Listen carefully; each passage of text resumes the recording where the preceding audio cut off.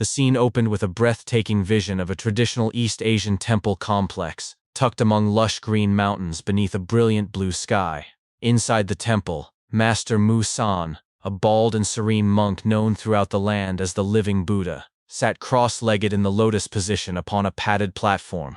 His calm eyes studied the person before him, as he asked whether they wished to know about Wei Yonho. The individual seated across from him, a historian with an eager look, confirmed that it was indeed the reason for their visit. They explained that they were compiling materials to document Wei Yonho's history. Master Mu-san chuckled softly, swinging his fan against his face with measured ease. He then spoke with reverence, saying that Wei Yonho, the radiant martial sovereign, had been a benevolent and upright man, as if the Buddha himself had sent him down to the world. The historian's eyes widened with excitement at such words. They leaned forward quickly, scribbling into their journal, and pressed further by asking what Wei Yonho had been like in his daily life. At this question, Master Mu-san faltered. His hand trembled slightly as he hesitated, repeating the words his daily behavior and his usual appearance without continuing. His expression shifted, and suddenly, with his composure shattered, he snapped. His calm features twisted into anger as he shouted that he could not do this. The historian was left stunned, unable to understand the monk's outburst. They asked what he meant, but the monk said nothing more. A few days later, the historian traveled to the Hubei Paiyang clan, still determined to gather information about Wei Yonho. Yet the moment the clan members heard the name, their reception turned hostile. The historian was dragged outside and thrown to the ground. The supreme leader of the Paiyang clan bellowed furiously, demanding to know why a worthless, trashy human like the historian dared to come that spouting Wei Yonho's name. He ordered his men to bring a bag of salt and scatter it around, as though to purify the place from an unclean presence. The historian, humiliated, felt grains of salt rain down on their body as they struggled to their feet. Later, as they hurried toward their next destination, the historian's thoughts raced. To the world, Wei Yonho was a legendary figure, the radiant martial sovereign who had ended the era of chaos, a true gentleman, and a renowned chivalrous warrior whose name had spread far and wide. Some called him the greatest of all time, others the greatest chivalrous hero. Yet strangely, whenever his name was spoken, people reacted with disdain, fear, or silence. The historian wondered why everyone avoided talking about him. They reminded themselves of their duty to record history fully, even the hidden sides of it. Perhaps, they thought, today they might finally uncover the truth. The historian eventually arrived at a shabby house, where they encountered the divine mad dog of the beggar sect. The eccentric man burst out laughing when he heard that the historian had been chased away from both Shaolin and the Paiyang clan. His laughter filled the air as he mocked the situation. The historian admitted that everywhere they went, the responses had been the same. Each time they mentioned Wei Yonho's name, people recoiled. The divine mad dog smirked knowingly and interrupted. Say, of course people would react that way. When the historian asked why, the beggar sect master leaned in and declared that Wei Yonho had been the absolute worst kind of person. Without pause, he began recounting the tale. 100 years earlier, in Guangdong's Wei clan, a boy lay sprawled face down on his bed. This boy sighed heavily and muttered that he wanted to become the strongest. It was Wei Yonho at the age of 12. Inwardly, young Yonho reflected on his dream. He longed to become the greatest under the heavens. As a boy born into a martial clan, he had been raised with the principles of chivalry and martial duty. He understood that the quickest path to the top was through relentless effort. Still lying down, he reassured himself aloud that no matter how gifted a person was, nothing could be achieved without effort. Effort, he said, was the only true way forward. But even with such resolve, he faced a small obstacle. He thought to himself that it was already too late to begin today. Turning his gaze toward the window, he saw the sun descending toward the horizon and watched the birds flying across the glowing sky. He sat up briefly, stared into the distance, and then rolled back into his bed with a smirk. He muttered that it was a shame, for today was supposed to be the day he laid the foundation to become the best. Still, he reassured himself that he would sleep soundly tonight and begin training tomorrow. At that moment, a loud thud echoed nearby. An old man stepped into the room and approached the boy, ordering him to get up. Yonho remained motionless, drool at the corner of his lips, pretending to sleep. The old man's voice grew sharp as he shouted again for the boy to rise. Yeonho flinched, then reluctantly sat up, greeting him half-heartedly with a lazy, "You're here?" The old man, Wee Jong-han, patriarch of the Guangdong Wee clan and famed as the righteous chivalrous swordsman, glared down with irritation. He asked if Yeonho knew what time it was. The boy responded nonchalantly that he had seen the sun. Jong-han snapped back, asking how Yeonho could still be lying on his bed after seeing daylight. The boy replied simply that the sun was still setting. Jang-han's expression hardened as he demanded to know how long the boy had been holed up in the room. Yeonho scratched his head and answered playfully that it might have been 2 days, or maybe 3, though he settled on 2. At this, Jeonhan erupted in anger, screaming that it had been 4 whole days. He berated his son, calling him a useless brat, pointing out that he had been wrapped in a blanket for 4 days straight. He scolded him, saying even a bear would turn over from sweat after 3 days. Yeonho chuckled nervously, scratching the back of his head. He explained that he got up occasionally, so there was no need to worry. Jeonhan's face darkened further, and Yeonho, sensing danger, quickly claimed that he had tried to train. When pressed, he said that every time he opened his eyes, the sun was already setting. Jeonhan asked what that had to do with anything. With a grin spreading across his face, Yeonho declared that when the sun sets, one has to sleep, so they can rise early to train the next day. That excuse shattered what little patience Jeonhan had left. With a roar, he flipped Jeonho's bed entirely, throwing the boy onto the floor. He shouted furiously that he was finally going to fix that rotten attitude once and for all. Later that day, in the clan office, Jeonhan clutched his head in frustration. The administrator, Jo Bang, asked if his worries were about the second young master again. Jeonhan confirmed angrily, asking who else could cause him such grief. Jo Bang reassured him, saying Yeonho would mature in time. Jeonhan sighed deeply, blaming himself. He recalled the past, when he had left for a martial dual pilgrimage the same year Yeonho turned 2. His family at that time included his wife Han Sang-ah, their first child Wee San-ho, their second child Yeon-ho, and an unborn daughter Wee Suryeon. He had expected his journey to last only 2 years, but unforeseen incidents kept him away for 8 long years. Though he returned as an honored, righteous, chivalrous swordsman, he had lost more than he gained. His wife, once gentle, had hardened into someone fiercer than a tiger, and his son, whom he believed would not cause trouble, had grown into an indolent sloth. Jeonhan sighed again, sweat eating on his forehead as he thought of those lost years. Jo Bang smiled and reminded him that there was still a solution. Jeonhan demanded to know what solution he meant. Jo Bang asked if he had forgotten that someone would soon be returning. Jeonhan appeared confused until realization struck him, and his face brightened with relief. He exclaimed that it was true. Jo Bang nodded, confirming that after 3 years, Sanho would finally return from the academy. Jeonghan's stern expression shifted into a grin. He declared with satisfaction that Wee Yeonho feared one person above all, his older brother, Sanho. Elsewhere, in Yeonho's room, the boy lay sprawled on his bed. A chill suddenly ran through his body, making him mutter nervously about the strange sensation. He turned his head and saw a figure standing silently, glaring at him with menace. It was his elder brother, Wee Sanho. Trembling, Yeonho muttered shakily, addressing him as brother. Sanho ignored the greeting and asked coldly how long Yeonho had been asleep. Yeonho, now kneeling, clasped his hands together and asked desperately when Sanho had returned. Sanho repeated his question, his tone leaving no room for evasion. Yeonho scratched the back of his head, unable to give a clear answer. Sanho's gaze sharpened, pressing him further.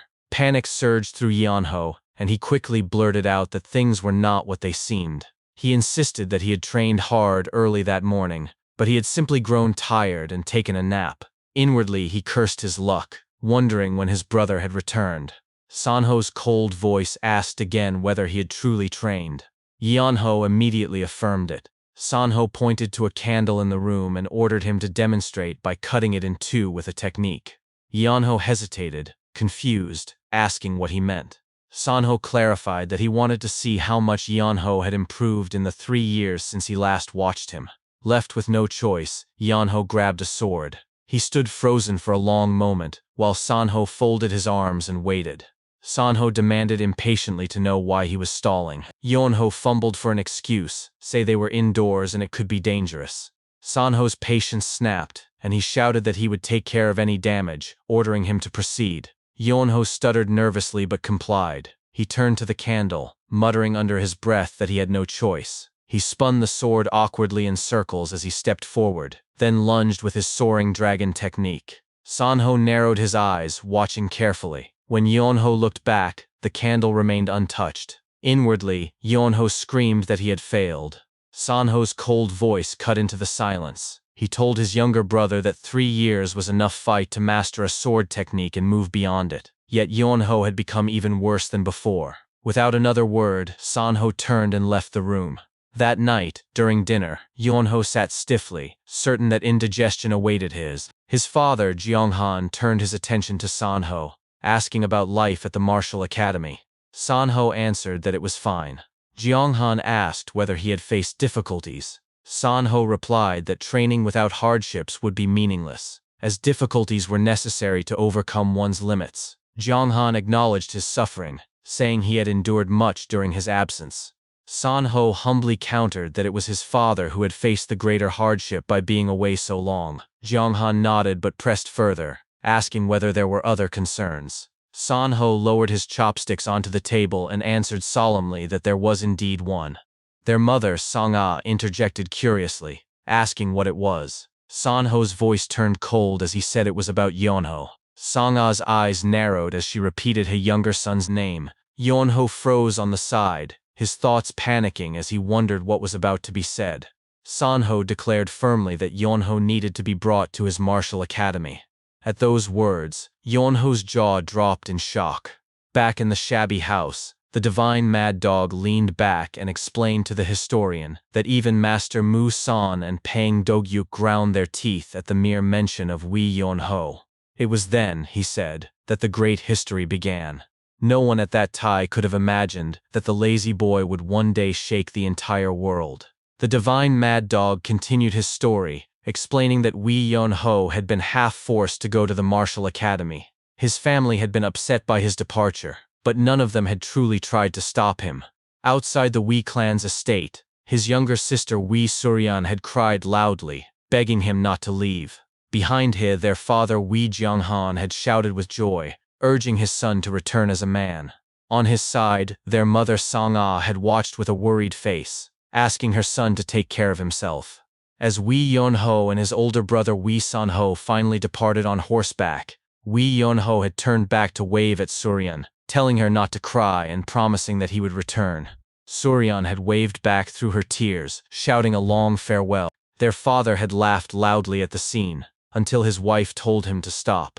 The divine mad dog explained that the journey had been smooth, at least for Wei Sanho. For Wei Yonho, however, it had been the opposite. As the two brothers traveled, Wei Yonho had slouched down on his horse and groaned, asking if they were almost there. Sanho had calmly replied that there were still 10 more days left in the journey. Hearing this, Wei Yonho had straightened up in shock, shouting in disbelief. Sanho had then remarked that if Yonho knew how to ride a horse, the trip would have taken only 5 days. At the back, Yonho had begun to cry, yelling that he had never ridden a horse before. Sanho, cold as ever, had insisted that he was not blaming him, merely answering his question. Yunho had argued back that he was in fact being blamed. Soon after, Yunho had tilted his head and complained that they should rest. He had pointed at the steep hill and said that his back and butt felt as if they would burst. Spotting a withered tree in the plains with people resting beneath it, he had suggested they stop there. Sanho's eyes had sharpened at the sight. Without a word, he had gotten down from his horse and approached the tree. Yunho, confused, had asked where his brother was going. Sanho had crouched near the people beneath the tree, and when Yunho arrived and asked what he was doing, Sanho had responded coldly. He explained that they were too late, for all the people under the tree were already dead. Yunho had screamed in shock. Sanho had then revealed the marks on the bodies, explaining that it was the work of a technique called the flower-indulging palm. Curious, Yunho had repeated the strange name, and Sanho clarified that the technique had once been called crimson flower palm. However, it had become known as the flower-indulging palm after a rapist named Seo Juak had used it to commit evil acts. Horrified, Yunho had asked if the man was nearby. Sanho had explained that Seo Juak targeted women climbing mountains, and that the dead bodies meant there was still a woman in danger nearby. Without warning, Sanho had leapt into the air, declaring that he would return and ordering Yanho to stay behind. Shocked, Yanho had screamed, asking if he was supposed to remain alone with the corpses. Sanho did not respond and disappeared into the distance. Left behind, Yeonho had shouted in protest, but soon silence had surrounded him. Looking nervously between the horses and the corpses, he muttered that he was doomed. As the clouds darkened and the sky rumbled, Yeonho had begun to panic. He screamed at the sky, cursing his brother for leaving him behind. His thoughts turned to worry, realizing that Sanho was never late without a reason. Then the howls of wolves and the roar of tigers echoed in the distance, making him sweat in fear. Grabbing the horse's reins, he muttered that he had to do something or risk becoming a tiger's meal. Lightning suddenly struck nearby, followed by a deafening boom.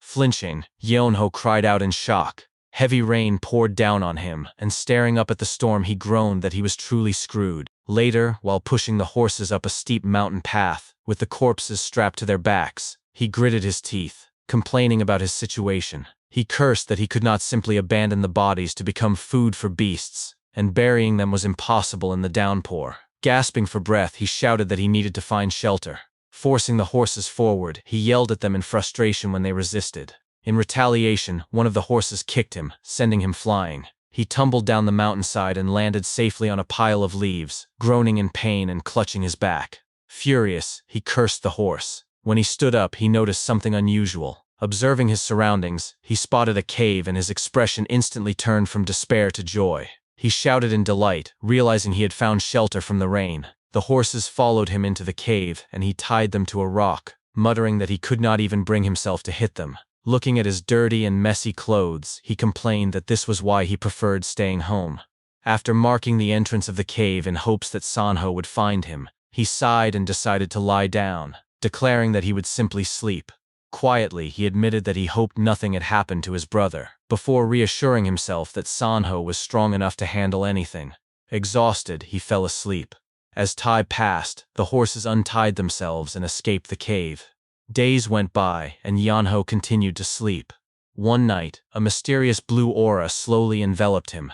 His body rose into the air, carried deeper into the cave by the strange energy. Eventually, he was drawn through a solid wall into a hidden chamber. When he finally awoke, Yeonho sat up and immediately noticed that something was different. He observed the ceiling above and realized it did not look like the cave he had entered. Standing, he wondered aloud if he had somehow rolled deeper inside while sleeping. His thoughts were interrupted by a sudden voice that echoed through the chamber, calling him a fated human. Startled, Yeonho flinched and fell to the ground. Looking up, he saw a glowing blue orb floating above him. The orb addressed him directly, welcoming him to the fated place as the successor of its radiant sword. Pointing at the orb, Yeonho asked in confusion if that sparkling thing was speaking. The orb confirmed it, explaining that it had transcended the physical world and now spoke from beyond time and space. It commanded him to accept its will and rule over the world. Terrified, Yeonho screamed that it was a ghost. The orb calmly told him not to fear, insisting that it was already dead, and that only its will remained. It explained that everything had been prepared for the one destined to arrive. Yeonho froze, his thoughts racing. He considered the possibility that this was a fateful encounter, a blessing from the heavens for his supposed kindness. He thought to himself that he might not even need martial training if he gained strength here. The orb spoke again, urging him to inherit the sword and restore morals to the world. Overjoyed, Yeonho eagerly agreed. The orb continued, promising to teach him the radiant sword and instructing him to train endlessly. Yeonho accepted without hesitation, until the orb added that if he trained hard for 30 years, he might be able to replicate its techniques. At once, Yeonho's expression changed. With disbelief, he repeated the number, asking if it really meant 30 years. The orb confirmed that it was just 30 years. Yeonho stopped it immediately, smiling brightly as he declared that this fate was not meant for him. He told the orb to look for the next person. The orb fell silent before shouting in shock, demanding to know what he meant. Laughing, Yeonho explained that he would rather pass on such an opportunity than stay in a cave for 30 years. The divine mad dog concluded that this very meeting was how the lazy loser Wee Yeonho eventually became so strong. Wee Yeonho shook his head firmly and added that he did not believe this was fate. He told the mysterious blue orb to find someone else. After bowing once in front of it, he declared his farewell and ran off as fast as his legs could carry him. The blue orb panicked and shouted for him to wait. Yeonho stopped in his tracks and slowly turned his head back. In that instant, the blue orb transformed into the form of an old man who shouted again, demanding a moment of his time. This old man was Baek Muhan. Yeonho stared at him in silence for a long moment, then his eyes widened as realization struck him. He exclaimed that he had been right all along, that Baek Muhan was a scammer. Offended, Baek Muhan swung his arms sideways and bellowed furiously, asking how Yeonho dared to call him such a thing. Yeonho pointed directly at him and shouted back, accusing him of pretending to be one thing and then revealing another identity once his trick did not work. Baek Muhan's tone then shifted into one of calm reassurance. He explained that he had not been pretending at all, that he truly was a spirit who had separated from his body. Crossing his arms with a doubtful expression, Yeonho repeated the words slowly as if to test them. He asked incredulously whether Baek Muhan really expected him to believe he was a spirit who had left his body. Without warning, Yeonho suddenly lunged forward and punched him in the face. His fist passed cleanly through the old man's head, and his body slipped through as well, only to land awkwardly behind him. Baek Muhan turned his head with an annoyed look and asked what he was doing. Yeonho froze, his entire body trembling, and screamed in horror. He stammered out that this meant Baek Muhan was a real ghost. Baek Muhan spun around and roared angrily at the accusation. He declared that what Yeonho saw was not a ghost but the spirit transmission arts, a legendary ability that only the highest level of martial artists could achieve. Yeonho responded instantly and remarked that where he came from, people simply called that sort of thing a ghost. Baek Muhan's composure broke, and he screamed back in frustration, insisting once again that he was not a ghost. Far away, as the historian sat with the divine mad dog, the eccentric master explained that this was how Yeonho first met his teacher. The historian repeated the words in disbelief, asking aloud if spirit transmission arts truly existed. The divine mad dog nodded and confirmed that it was a technique attainable only by the greatest martial artists. The historian then asked who among the living could possibly wield such an ability. With a serious expression, the divine mad dog asked whether the historian had heard of the Sword Emperor. The historian scoffed at the question, answering that of course he knew him. The Sword Emperor was the strongest person in history, the most famous member of the Thousand Swords Baek clan, and a man who would be remembered forever in the history of martial arts. The divine mad dog smirked and revealed the truth.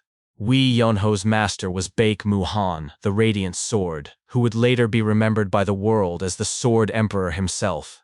The historian recoiled in shock and shouted that it could not be true. He insisted that Baek Muhan had lived 300 years earlier. The divine mad dog confirmed it with a calm tone, saying that Baek Muhan came from a forgotten generation. Still, it was true that he was the one who had shaped Yeonho. The historian sat back in awe, whispering that it was incredible. He then asked if Yeonho had begged the Sword Emperor to become his disciple. The divine mad dog's eyes narrowed and he corrected him. He said it was actually the opposite. The Sword Emperor, abandoned by his descendants for 3 centuries, had been desperate for a disciple. The story returned to Baek Muhan, who shouted desperately, begging Yeonho to become his student. Yeonho walked nonchalantly and looked back over his shoulder, asking why the old man was throwing such a tantrum. He insisted that he was not even from the Baek clan, and therefore could not possibly learn from him. Declaring that he was leaving, Yeonho tried to walk away.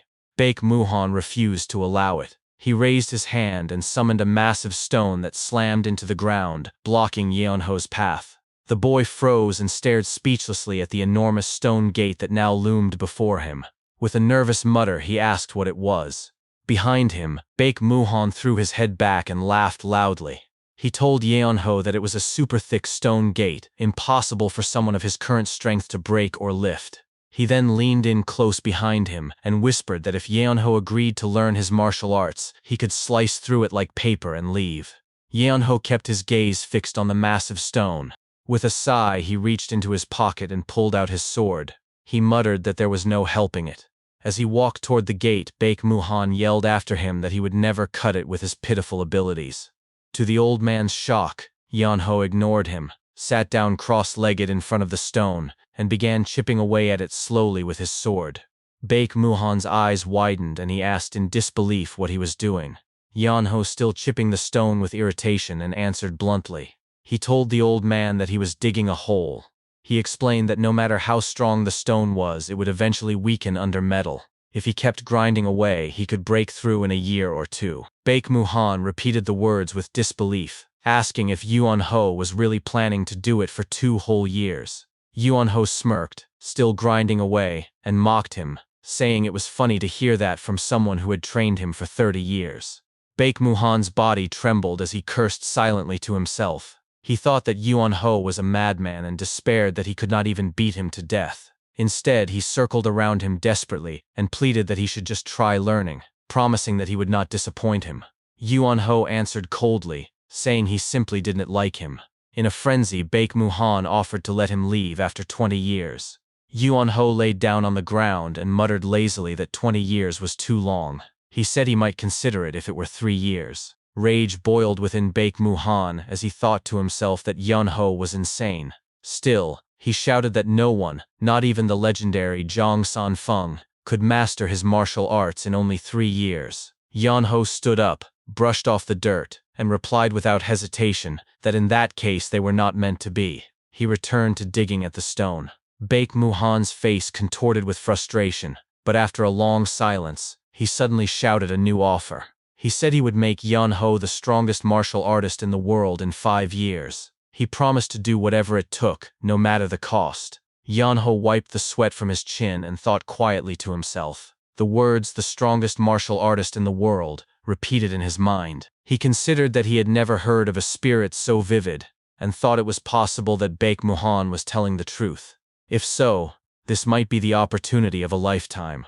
5 years, he decided, was cheap. With a grin, he stabbed his sword into the ground, pointed at Baek Muhan, and shouted his agreement. He said he would try it.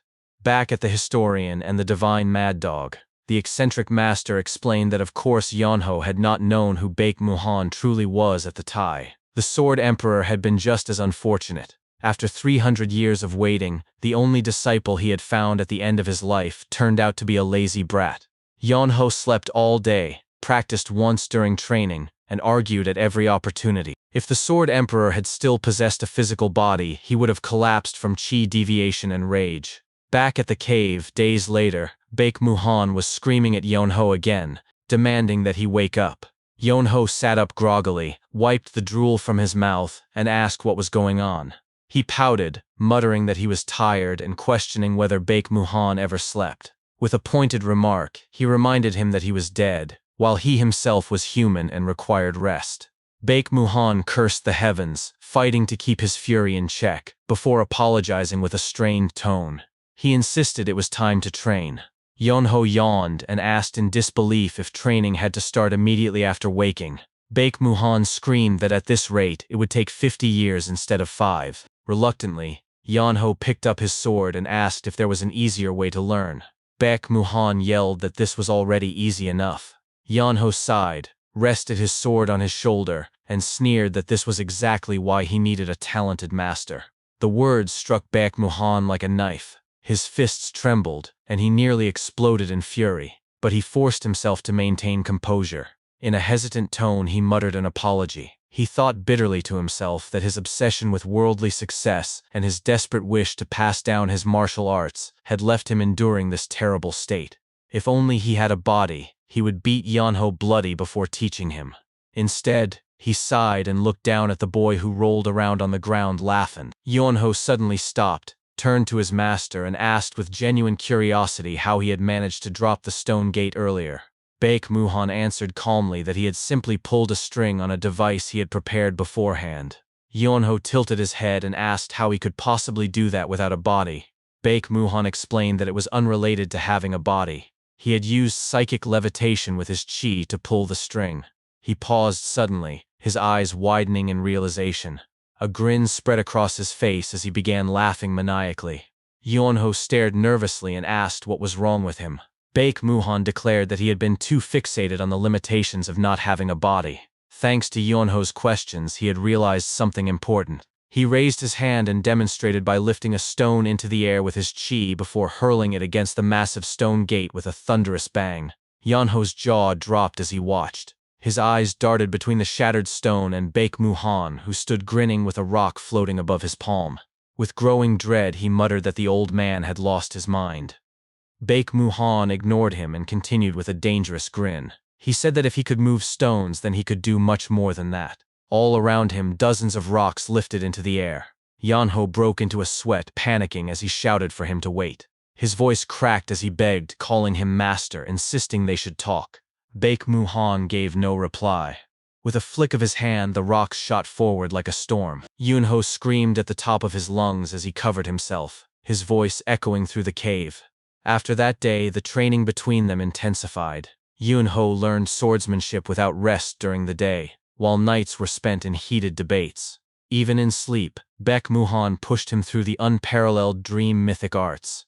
His entire life became the sword. There was no room for laziness. 5 years passed in the blink of an eye, and when the training was done, Yeonho emerged from the cave. He inhaled the fresh air deeply, exhaled with relief, and said with a grin that he was finally free.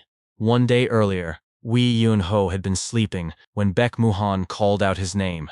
Yeonho groaned in his sleep and muttered that he wanted to sleep a little longer. Muhan called again, his tone unusually calm. This time Yeonho finally sat up, wiped the drool from the corner of his mouth, and complained that he had already said he would only sleep a bit longer, asking whether Muhan did not believe him. The mood felt strange. Unlike his usual fiery temper, Baek Muhan sat across from him with a soft smile. He told Yeonho to come closer. Suspicious and nervous, Yeonho asked what was going on. Muhan spoke gently, explaining that he had devoted his entire life to martial arts. His only hope had been to see the end of it, and because of that obsession, he had ignored everything else. He admitted that by chasing nothing but martial arts, he had turned into a crabby old man, one whom his clan had grown distant from. Yeonho stared at him with unease and thought to himself that something was different today. This behavior was unlike his master.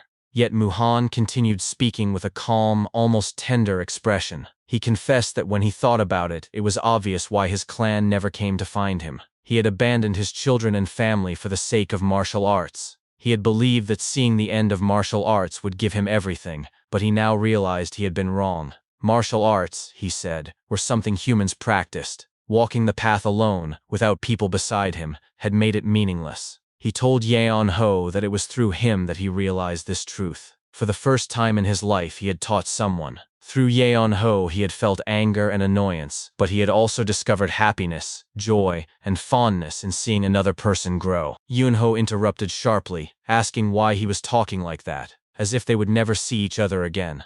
Baek Muhan closed his eyes and answered softly that the time had come. Yeonho screamed in denial, asking what he was talking about. He shouted that Muhan could not possibly be serious. He reminded him of his promise, that they would train for 30 years, and yet it had only been 5. He insisted that his master had to remain for another 25 years. Muhan admitted calmly that he had indeed said that. Yeonho shouted again, demanding to know what he meant by this. Muhan then explained that the internal chi he had given Yeonho in the form of an elixir had allowed him to survive in the cave without food, but maintaining that was not easy, and his power was now completely gone. He told Yeonho that it was time to say goodbye. Yeonho's chest began to tighten, his body trembling as he asked why Muhan had not told him earlier. He cried out that if he had known, he could have left to find food and returned to continue training. In Muhan's mind, he thought quietly to himself that had Yeonho left, he was certain the boy would never have returned. Aloud, he admitted that he understood how Yeonho felt. He smiled warmly and told him that he had enjoyed the time they shared. He confessed that he had wanted to watch Yeonho travel and see the world, but that this was fine too.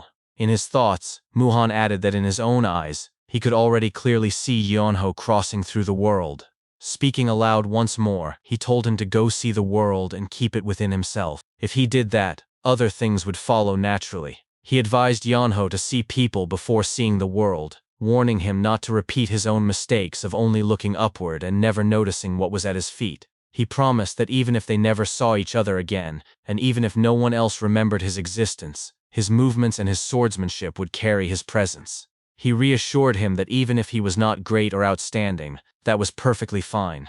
Yeonho reached out desperately and screamed that Muhan could not leave already. He shouted that there was still so much he had not learned, but then he broke down, begging that it was fine even if he did not learn, so long as his master stayed just a little longer.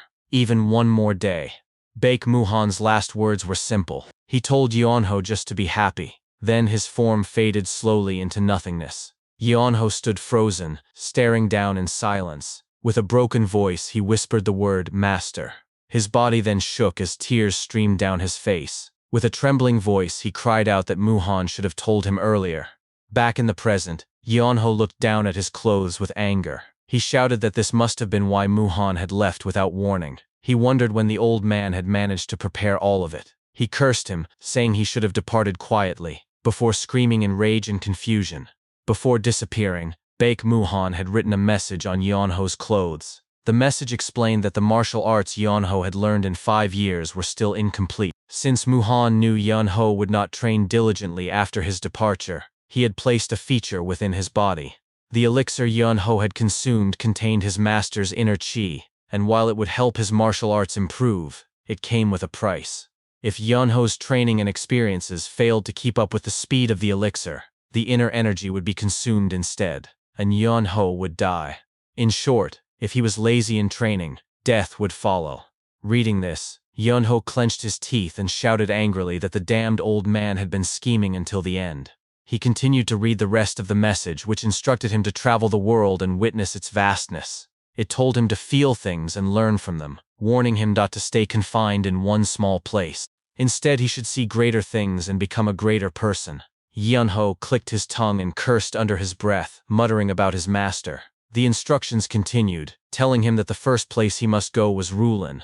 There, he had to find the world's greatest scholar and stay with him, because he would definitely gain something from the experience. Yeonho's jaw dropped in shock as he read further. He exclaimed in frustration, shouting at his late master for demanding so many destinations. He stretched his tired body and muttered to himself that he had planned to go home. He reassured himself that his brother was probably fine, and he promised his parents silently that he would return after completing everything his master had commanded. He then turned back toward the cave, bowed deeply until his forehead touched the ground, and paid his respects to his master. As he stood and walked away, he muttered aloud that he would not be returning, cursing that his master had bothered him even in death, and asked irritably where Rulin even was. At the exit of the cave, the lingering spirit of Baek Muhan appeared once more. He laughed loudly as he watched Yeonho leaving in the distance. His booming laughter filled the air as he shouted mockingly that if Yeonho did not learn about the world, he would wither like a mummy and die. He laughed harder, declaring that there was no martial art in existence like that, and that he could not allow Yeonho to waste his life hidden in some random place. The world was too vast to let that happen. Then his laughter softened into a warm smile. He said quietly that it would be a waste of Yeonho's talent to remain small. He admitted that he had been happy thanks to Yeonho and wished him happiness in return. His spirit finally vanished completely as a gust of wind swept past Yeonho, who stood at the cave's exit. Taking in the fresh scent, Yeonho whispered that it smelled like grass. Time passed, and Yeonho arrived at Kaifeng. His appearance was pitiful, his clothes shabby, his legs thin, and his bones sticking out from hunger. He approached a man sitting on a wooden log and asked weakly if this was Kaifeng. The man was Jong-il, the branch leader of the beggar sect. Seeing Yeonho's skeletal figure, Jong-il thought to himself that the stranger resembled a mummy. Still, he nodded and replied uncertainly that yes, this was Kaifeng. Yeonho, his voice frail, explained that he had come to ask something. Jong-il interrupted him immediately, asking if it was about money. Confused, Yeonho repeated the word money. Jong-il explained without hesitation that of course it would cost money, because nothing in the world was free.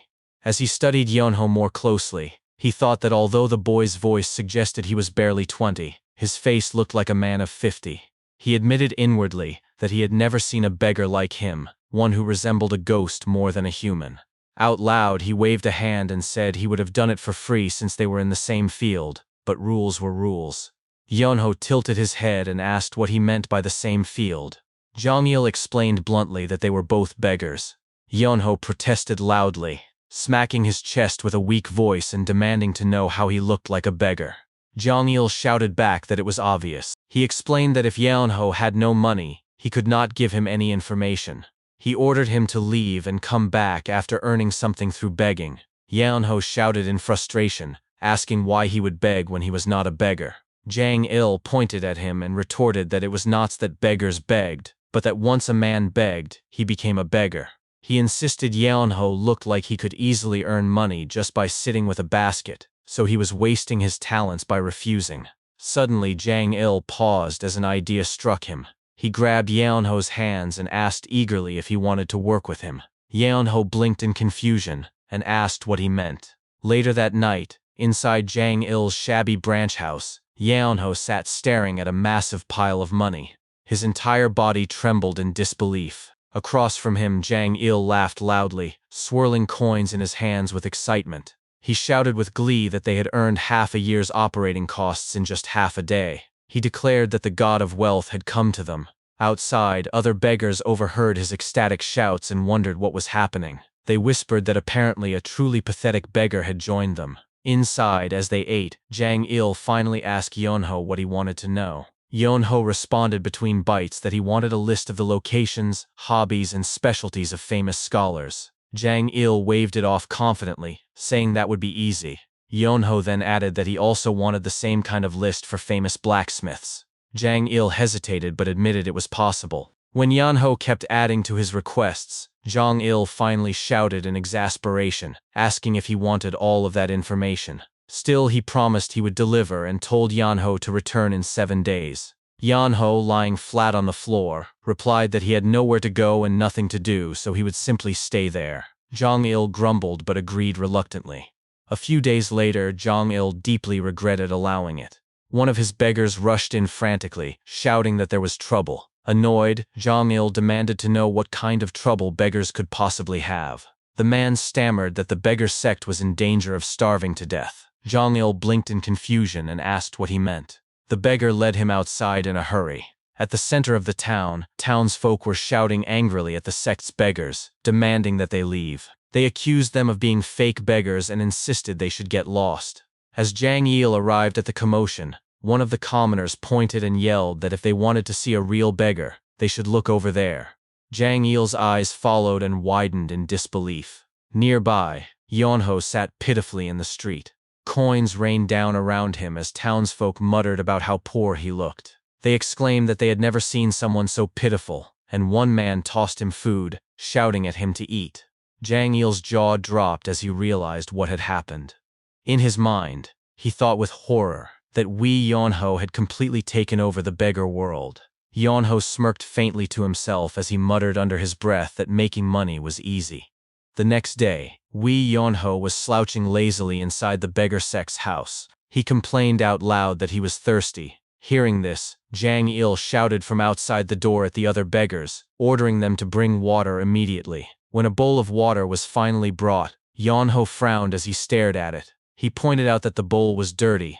Furious, Jang Il smacked the beggar who had carried it in and yelled at him to bring fresh water in a clean bowl. Another beggar rushed in with a replacement, but as Yeonho took a sip, he complained again, this time saying that the water was lukewarm. Jang Il lost his temper, cursing at the beggars and ordering them to fetch cold water from the mountain. He shouted in frustration, demanding to know how many times he had to repeat himself. Later, Yeonho lay face down on a new rattan mat and muttered to himself with satisfaction that it felt nice. From a distance, Jang Il clenched his fists as he watched him. Inwardly, he cursed, thinking that he was the branch leader of the beggar sect yet had been reduced to acting like a servant for this wretched man. Still, he reminded himself that if he drove Yeonho away, his men would starve. He wondered when the information Yeonho had requested would finally arrive. When Yeonho groaned again and complained that his back hurt, Jang Il rushed over, forced a smile, and began to massage his back. He told him cheerfully that such pain was no good, but inside he was in despair. He thought bitterly that at this rate, they were all going to end up dead. Just then a voice rang out from outside, announcing that the information had arrived. The beggars around the house began to cheer with excitement. Inside, Jang Il's expression darkened, though he forced himself to announce that it had finally come. A few moments later, Yeonho lay sprawled out, reading through the information. After going through it, he frowned and asked whether this was all. He questioned how they could dare to sell something so lacking for money. Jang Il, confused by his reaction, demanded to see the documents himself. When he skimmed through them, his eyes widened in alarm. Inwardly he cursed, wondering if their sources were deliberately trying to kill them all. What Yeonho had received was barely half of what he had asked for, and the situation was bad. He realized he needed to act quickly. Yeonho sat up and asked if it was because he had not paid enough. Before he could say more, Jong-il extended his hand, thinking that he had to act before Yeonho made the first move. He hurriedly forced Yeonho outside, shoving him along the middle of the street and insisting that they could not have him begging in public. He told him to follow. Soon, they arrived at a massive and grandiose hall. Inside, the two men stood before a woman. From across the chamber, the woman declared that she would provide information. She grinned as she addressed Jong-il mockingly, calling him Foxdog. Jong-il immediately bowed and greeted her respectfully, addressing her as branch leader Gui. She was Gui Nangnang, the Kaifeng branch leader of the Hao sect. Meanwhile, Yeonho repeated the words Foxdog under his breath with amusement. He leaned in close to Jong-il's ear and mocked him with a smirk. Say that if his title was Dog, that meant he was a little bitch. He burst into laughter at his own words. Jong-il ground his teeth in fury but said nothing, though inwardly he cursed Yeonho. Out loud, Jong-il turned to Gui Nangnang and requested the information they needed. Yeonho, still by his side, continued baiting him by pointing and calling him bitch over and over. Gui Nangnang looked at Jong-il with narrowed eyes. She remarked that it was surprising to see the branch leader of the beggar sect's Kaifeng branch seeking information from the Hao sect. She reminded him that their two groups were rivals and demanded to know why he had come. Jong-il quickly explained that he was not asking on behalf of the beggar sect. He gestured toward Yeonho and clarified that he had brought a customer. At his side, Yeonho was still teasing him with the same word, but Gui Nangnang turned her attention toward Yeonho. Looking at him with clear disgust, she scoffed and asked if Jong-il was joking. She asked whether this was an insult or provocation, since the client he had brought looked no better than a beggar himself. Suddenly, Yeonho stopped teasing Jong-il. He turned his head and said flatly that he was not from the beggar sect. Gui Nangnang turned away, her tone sharp. She warned that if they kept insulting the Hao sect in this way, she would have no choice but to take action. She reminded them that her organization had pride. Yeonho turned fully to her, scratching his ear casually as he asked whether the Hao sect was not supposed to be an intelligence organization. He smirked as he continued, questioning how they could fail to know something as basic as whether or not he was truly from the beggar sect. He mocked them further, pointing out that they made their living by selling information yet did not even have the basics down. Grinding her teeth, Gui Nangnang forced a grin. She called out a name, summoning someone from the shadows. A voice answered it, addressing it as ma'am. She asked the voice to confirm Yeonho's identity.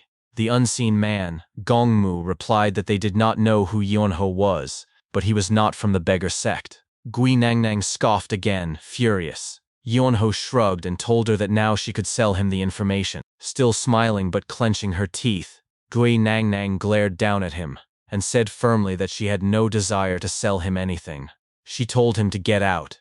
Yeonho scoffed back, accusing her of lacking a business mindset. He reminded her that he was offering to pay, yet she still refused. Gui Nangnang turned away, but Yeonho pressed further, mocking that the Hao sect would not last long with such an attitude.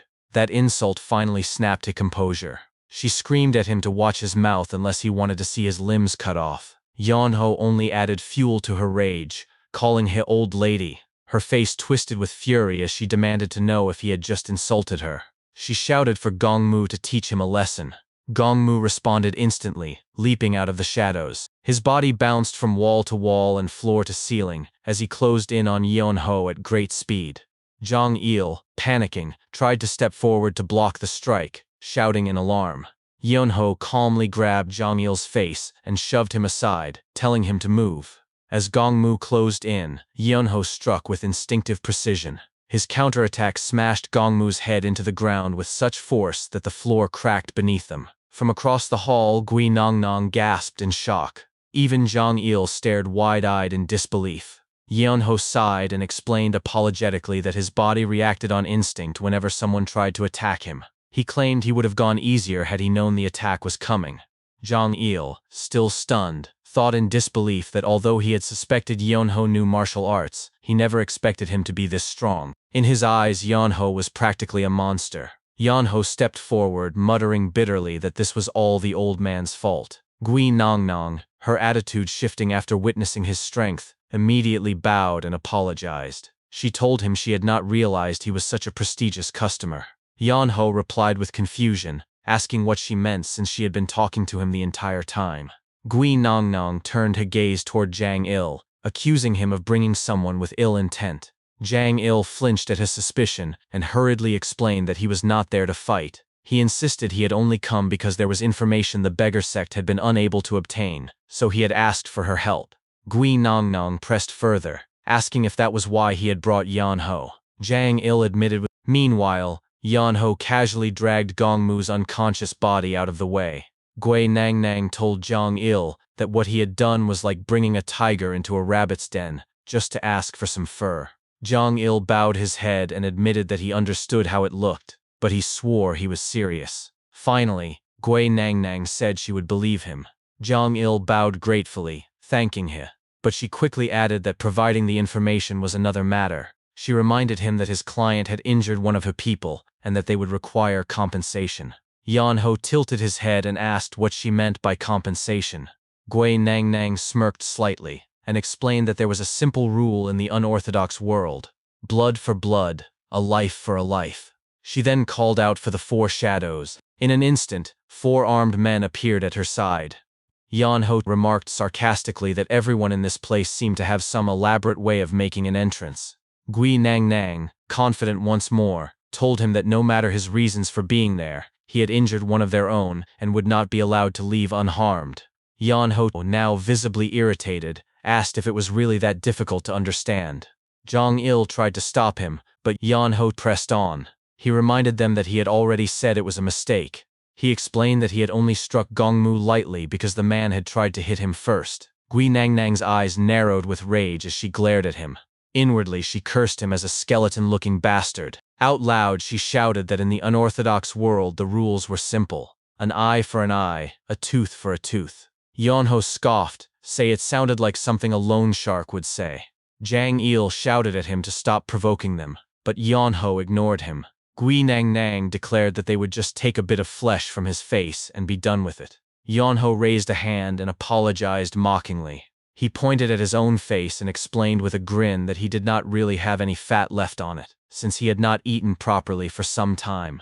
Gui Nangnang finally lost all patience. She screamed at her men to kill him. The 4 shadows leapt forward together, weapons drawn. Yeonho, still calm, remarked that a moment ago they only wanted to carve a little flesh from his face, and now they were suddenly trying to kill him. He observed aloud that it sounded like a lot of interest added to the debt, and called it scary. Then, in an instant, Yeonho moved. He struck all 4 shadows simultaneously with effortless precision, overwhelming them without breaking a sweat. Gui Nangnang's mouth fell open in disbelief. Her eyes widened as she watched the display. Yeonho stood tall, his voice commanding as he ordered everyone in the hall not to move. He stated firmly that he had no real desire to kill anyone, least, not yet. Both Jang Il and Gui Nangnang fell into silence. Fear crept across their faces as the weight of the moment pressed down on them. Gui Nangnang's eyes trembled as she thought to herself in alarm. She could feel the man's aura. It was overwhelming. Yeonho broke the silence, his tone steady and unyielding. He said that his master once told him that if someone was willing to attack once, they would be willing to attack 3 or even 4 times, which was why he should never allow such a situation to repeat itself. He admitted that he did not like the old man, but in truth, his master had never spoken wrongly. Hearing this, Gui Nangnang grew even more tense. Her mind raced as she realized she had provoked the wrong person. This was not someone she could handle. If she made even the slightest mistake, she feared the entire Kaifeng branch of the Hao sect could collapse. Forcing herself to stay composed, she sharpened her gaze, and though her voice trembled with nervousness, she asked what he wanted. Yeonho responded immediately. He wanted information. Gui Nangnang pressed further, asking what kind of information he sought. At that moment, Jang Il stepped forward, holding out a piece of paper. He explained that he had brought the document and hoped she could fill in the missing details. Gui Nangnang snatched the paper and read it carefully. After a moment, she thought to herself in disbelief that this was all. She could not believe they had dragged a monster like Yeonho to the Hao sect simply because they could not resolve such a trivial matter. Out loud, however, she said it was not difficult. She only needed some time and asked if he could wait. Yeonho agreed. She told him to give her about 15 minutes. As she turned around, her menacing gaze fell upon Zhang Il. She ordered him, as the beggar sect's branch leader, to come see her. Later, inside one of the house sect's rooms, Yanho laughed so hard that tears nearly came to his eyes. He pointed at Zhang Il's swollen face and mocked him, saying that it looked like a dumpling. He asked if Gui Nongnong had beaten him up and burst into even louder laughter. Zhang Il, humiliated and fuming, told him to shut up. Yanho only added more insult, claiming the beggar sect was nothing if its branch leader could be beaten so easily by the Hao sect. Zhang Il snapped, shouting in frustration. He demanded if Yanho truly thought Gui Nongnong was just an ordinary member of the Hao sect. He explained that she was the daughter of the Hao sect's leader and the future head of the organization. He added that she had consumed miracle medicines as though they were meals and had always been given the finest resources. He exclaimed that there was no way he could be a match for her. A sudden silence filled the room as Gi Nang Nang appeared behind him. When she spoke, Zhang Il flinched and stammered in fright. Gi Nang Nang announced that she had brought the information. Yanho quickly bowed and thanked her. The three of them sat at a nearby table. Gi Nang Nang told them that although she had brought the information, the Hao sect had its own rules. Yanho, puzzled, muttered in confusion. Zhang Il leaned toward him and whispered that it meant they had to pay information fees. Yanho asked how much. Gi Nang Nang answered that it would cost 5 niang. Yanho casually pulled out 5 coins and handed them over, saying the price was cheap. Zhang Il, exasperated, corrected him. It was 5 silver niang, not 5 coins. Yunho froze, stunned at the difference, and demanded to know why it was so expensive. Qiannan explained that the information he wanted was considered highly classified, and that was why the cost was so high. Disappointed but resigned, Yunho muttered that he understood. He stood up and began walking away. Zhang Il asked where he was going. Yunho responded casually that he had to go earn 5 silver niang. Zhang Il panicked and dove toward him, grabbing at his feet. He shouted desperately that Yunho could not leave, reminding him that he had brought him here for a reason. Yunho looked back at him with mild surprise and asked what he was supposed to do. Then, tears welled up in Zhang Il's eyes as he shouted for Yunho to wait. In the end, Zhang Il was forced to spend every bit of Yunho's earnings along with his own hidden savings to scrape together the 5 silver niang. For the remainder, he borrowed money and handed over an IOU. As he pulled out the coins, Zhang Il thought bitterly to himself that his heart ached. Yunho tilted his head and teased him, asking if he was crying. After the payment was made and the information handed over, Yunho read through it intently. Zhang Il shouted angrily at him, calling him evil for draining all of his hidden savings. Yunho ignored him. He remarked that the report was thorough and far superior to the information the beggar sect produced. He admitted that the Hao sect truly operated on a different level. Lifting up another paper, Yunho said he wanted to send a letter to Guangdong and asked if it would be expensive. Gi Nangnang replied that it would cost more than hiring an escort agency, but she would handle it in exchange for him answering a few of her questions. She began by asking his name. He told her it was Wei Yunho. She then asked his age. Yunho said he was 17. Zhang Il's jaw dropped in shock. He shouted aloud in disbelief, exclaiming that Yunho was younger than him. As Gi Nangnang wrote down the information, her eyes widened in disbelief. She thought to herself that his martial prowess was nowhere near that of a typical 17-year-old. A smile spread across her lips as she muttered his name over and over, lost in thought. Suddenly, realization struck her, and she shot to her feet in alarm. She screamed, asking if he was Guangdong's Wei Yunho, the second son of the Wei clan. Yunho responded casually, asking if she knew him. Gi Nangnang told him of course she did. The Wei clan of Guangdong had requested the Hao sect to search for him. Zhang Il's eyes widened as he turned to Yunho and asked if it was true. He asked if he was Sanho's younger brother. Yunho blinked in surprise and asked if Zhang Il knew his older brother. Zhang Il exclaimed proudly that he did. He said he was Sanho's friend.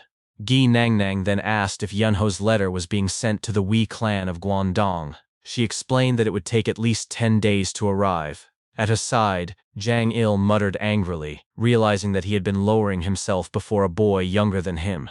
Yunho responded calmly that it was fine. His family had waited 5 years. 10 more days would not hurt them. Gi Nangnang then handed him a strip of red fabric. She explained that it marked him as a special guest of the Hao sect. If he tied it somewhere visible, an informant of the sect would come to him. She thought to herself that someone capable of defeating the four shadows at 17 was extraordinary. Creating a connection with him could only benefit the Hao sect. Yanho asked if the service was free. Gui Nongnong instantly told him no. Yanho scoffed and said that made it useless. Gui Nongnong smiled faintly and told him that in that case, she would provide him information for free the next time. Surprised, Yanho asked if she was serious. Gui Nongnong looked at him intently and said it was a special exception just for him. She explained that after what had happened earlier, they didn't want to lose him as a customer. Yanho scoffed again, claiming nothing significant had happened. Zhang Il groaned, reminding everyone that his face was swollen like a dumpling and that he had been left completely broke. Yonho chuckled at his misfortune and told him it happened often because he was a loser. Zhang Il shouted back loudly that he was not. After some time, Yonho and Zhang Il left the Hao sect and walked along the streets. Zhang Il muttered miserably about his lost money. Yonho sighed and told him that money came and went. He reminded him that a beggar should not be greedy and that he should return to his roots. Behind him, Zhang Il clenched his teeth and fists. He thought angrily to himself that he could not even beat Yonho up. He turned his back and declared that since Yonho had gotten the information he wanted, they would no longer have to see each other. But before he could leave, Yonho grabbed his shoulder and stopped him. He told him there was still a problem. Zhang Il turned and screamed furiously, demanding to know what it was now. Yonho smiled proudly and admitted that he did not have any money. Zhang Il's rage boiled over, and he screamed in frustration. Meanwhile, back at the Hao sect, Gui Nongnong stood on the balcony of the upper floor, gazing down at the city. She called for Gong Mu. He responded immediately, addressing her respectfully. She ordered him to send a letter to the sect headquarters. The message was to inform them that the second son of Guangdong's Wei clan, who had gone missing, had returned as a martial master. A few days later, Yan Ho arrived at the Great Hanlim Institute. He stood still outside its grand gates, staring up at the imposing structure. Inside the Songlin Great Hanlim Institute, a man sat peacefully while holding a cup of tea. He inhaled its fragrance deeply and muttered how pleasant it was. This man was the third grand scholar, Mun Yu Huan. From behind him a young girl approached. It was his daughter, Mun Yunji. She told her father that a guest had arrived for him. Yu Huan frowned slightly and replied that he had no scheduled visitors that day. His daughter explained that the guest wished to play a game of Go with him. Hearing this, Yu Huan's expression brightened. He muttered in pleasure at the mention of the game. Not long after, Yunji escorted Yan Ho into the room and announced the guest's arrival. Yan Ho greeted politely, saying he hoped he was not intruding. Yu Huan welcomed him warmly and gestured for him to sit. He remarked that it was a pleasure to host guests and that he had heard Yan Ho wanted to play Go. As Yan Ho sat down, he admitted that it was the only game he knew how to play. Yu Huan agreed to the match. He said he would play white and invited Yan Ho to go first. Yan Ho licked his lips as he reached into the bowl, plucking out a stone. With calm confidence, he declared that he would begin. Yu Huan studied him closely and thought to himself that he should not expect much. To him, Yan Ho looked like someone who had only come for a free meal, so he decided he would help him afterward out of pity. But as soon as Yan Ho placed his first stone with careful poise, Yu Huan blinked in surprise. He realized this was not the move of a beginner. He thought to himself that it was better than expected. As the match continued and Yan Ho moved quickly, Yu Huan's expression shifted again. He admitted to himself that Yan Ho was fast, and that it was rare to see someone so young play with such experience. Move after move, the board began to shift under Yan Ho's control. Yu Huan's thoughts grew heavier. He realized with shock that Yan Ho was not simply fast. His playstyle was overwhelming, filled with unrelenting aggression. The scholar's face darkened further as the truth struck him. In his mind, he muttered in disbelief. Yan Ho was not just a clever player. He was a war demon. Mun Yu Huan sat across from Wei Yan Ho, watching each move unfold on the board. His mind raced as he studied the young man's playstyle. He thought it was amazing, like angry ocean waves crashing violently without rest. In his mind, he compared Yan Ho to a man crazed for battles, someone who attacked boldly even when there was no need to fight. Whenever the smallest opening appeared, Yan Ho would charge like a starving demon and bite down without hesitation. To Yu Huan, there was only one way to describe him. He was a war demon.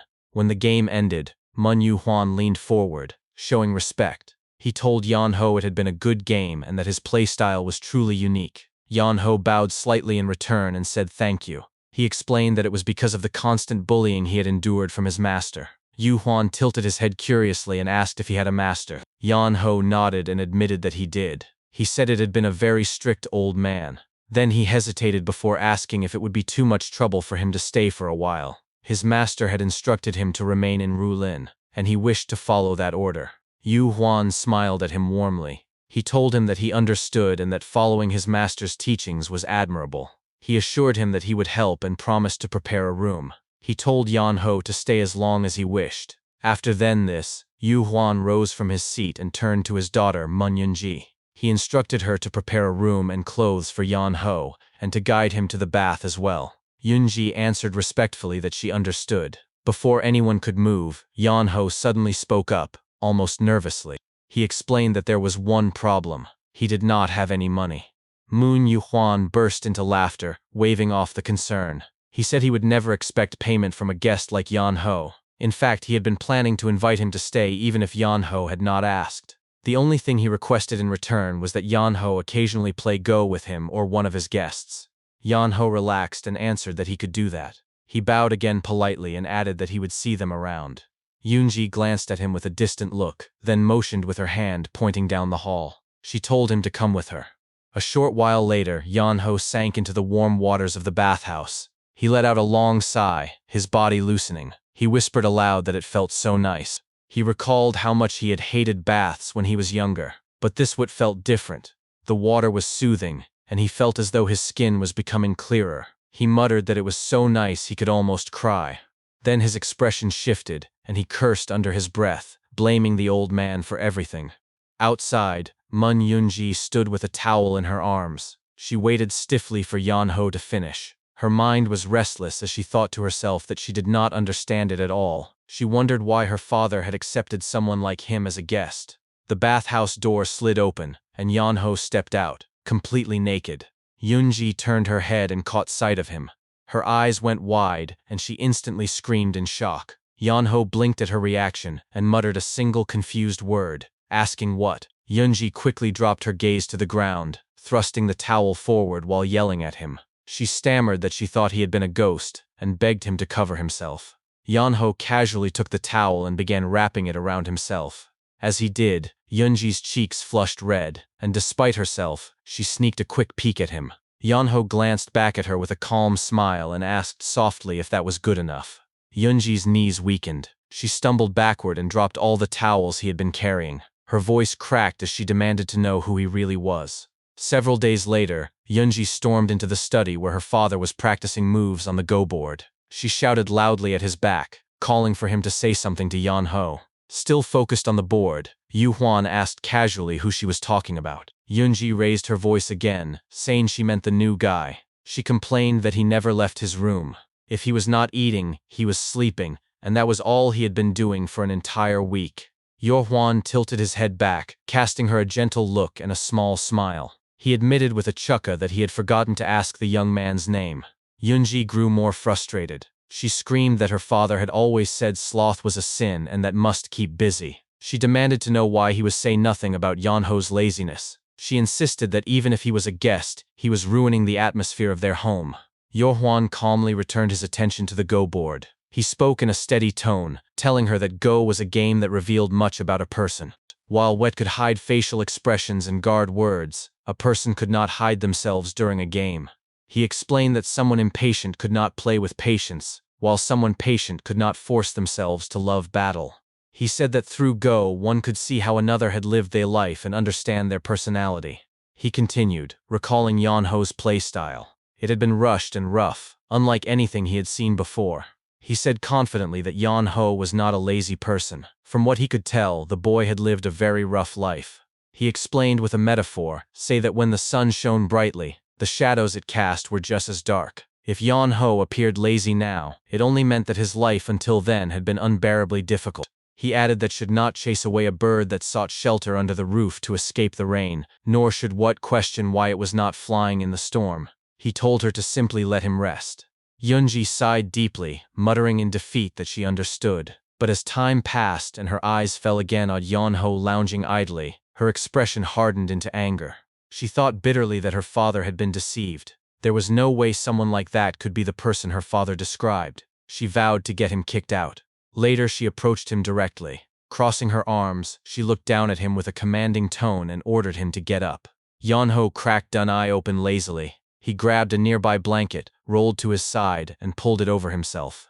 He groaned a single word, asking why. Frustrated, Yoonji yanked the blanket off him and yelled at him again to get up, insisting the sun was already up. Yeonho sat up slowly, running his hand through his messy hair. He asked dully if it was really daytime, and told her to let him know when the sun set. Yoonji exploded in anger. She shouted at him, demanding to know what was wrong with him. She told him that everyone else was studying diligently while he had done nothing but sleep for an entire week. Yeonho shrugged and responded casually that the others studied because they wanted to, while he slept because he wanted to. He asked her what the problem was. Her face burned with frustration. She yelled at him to shut up.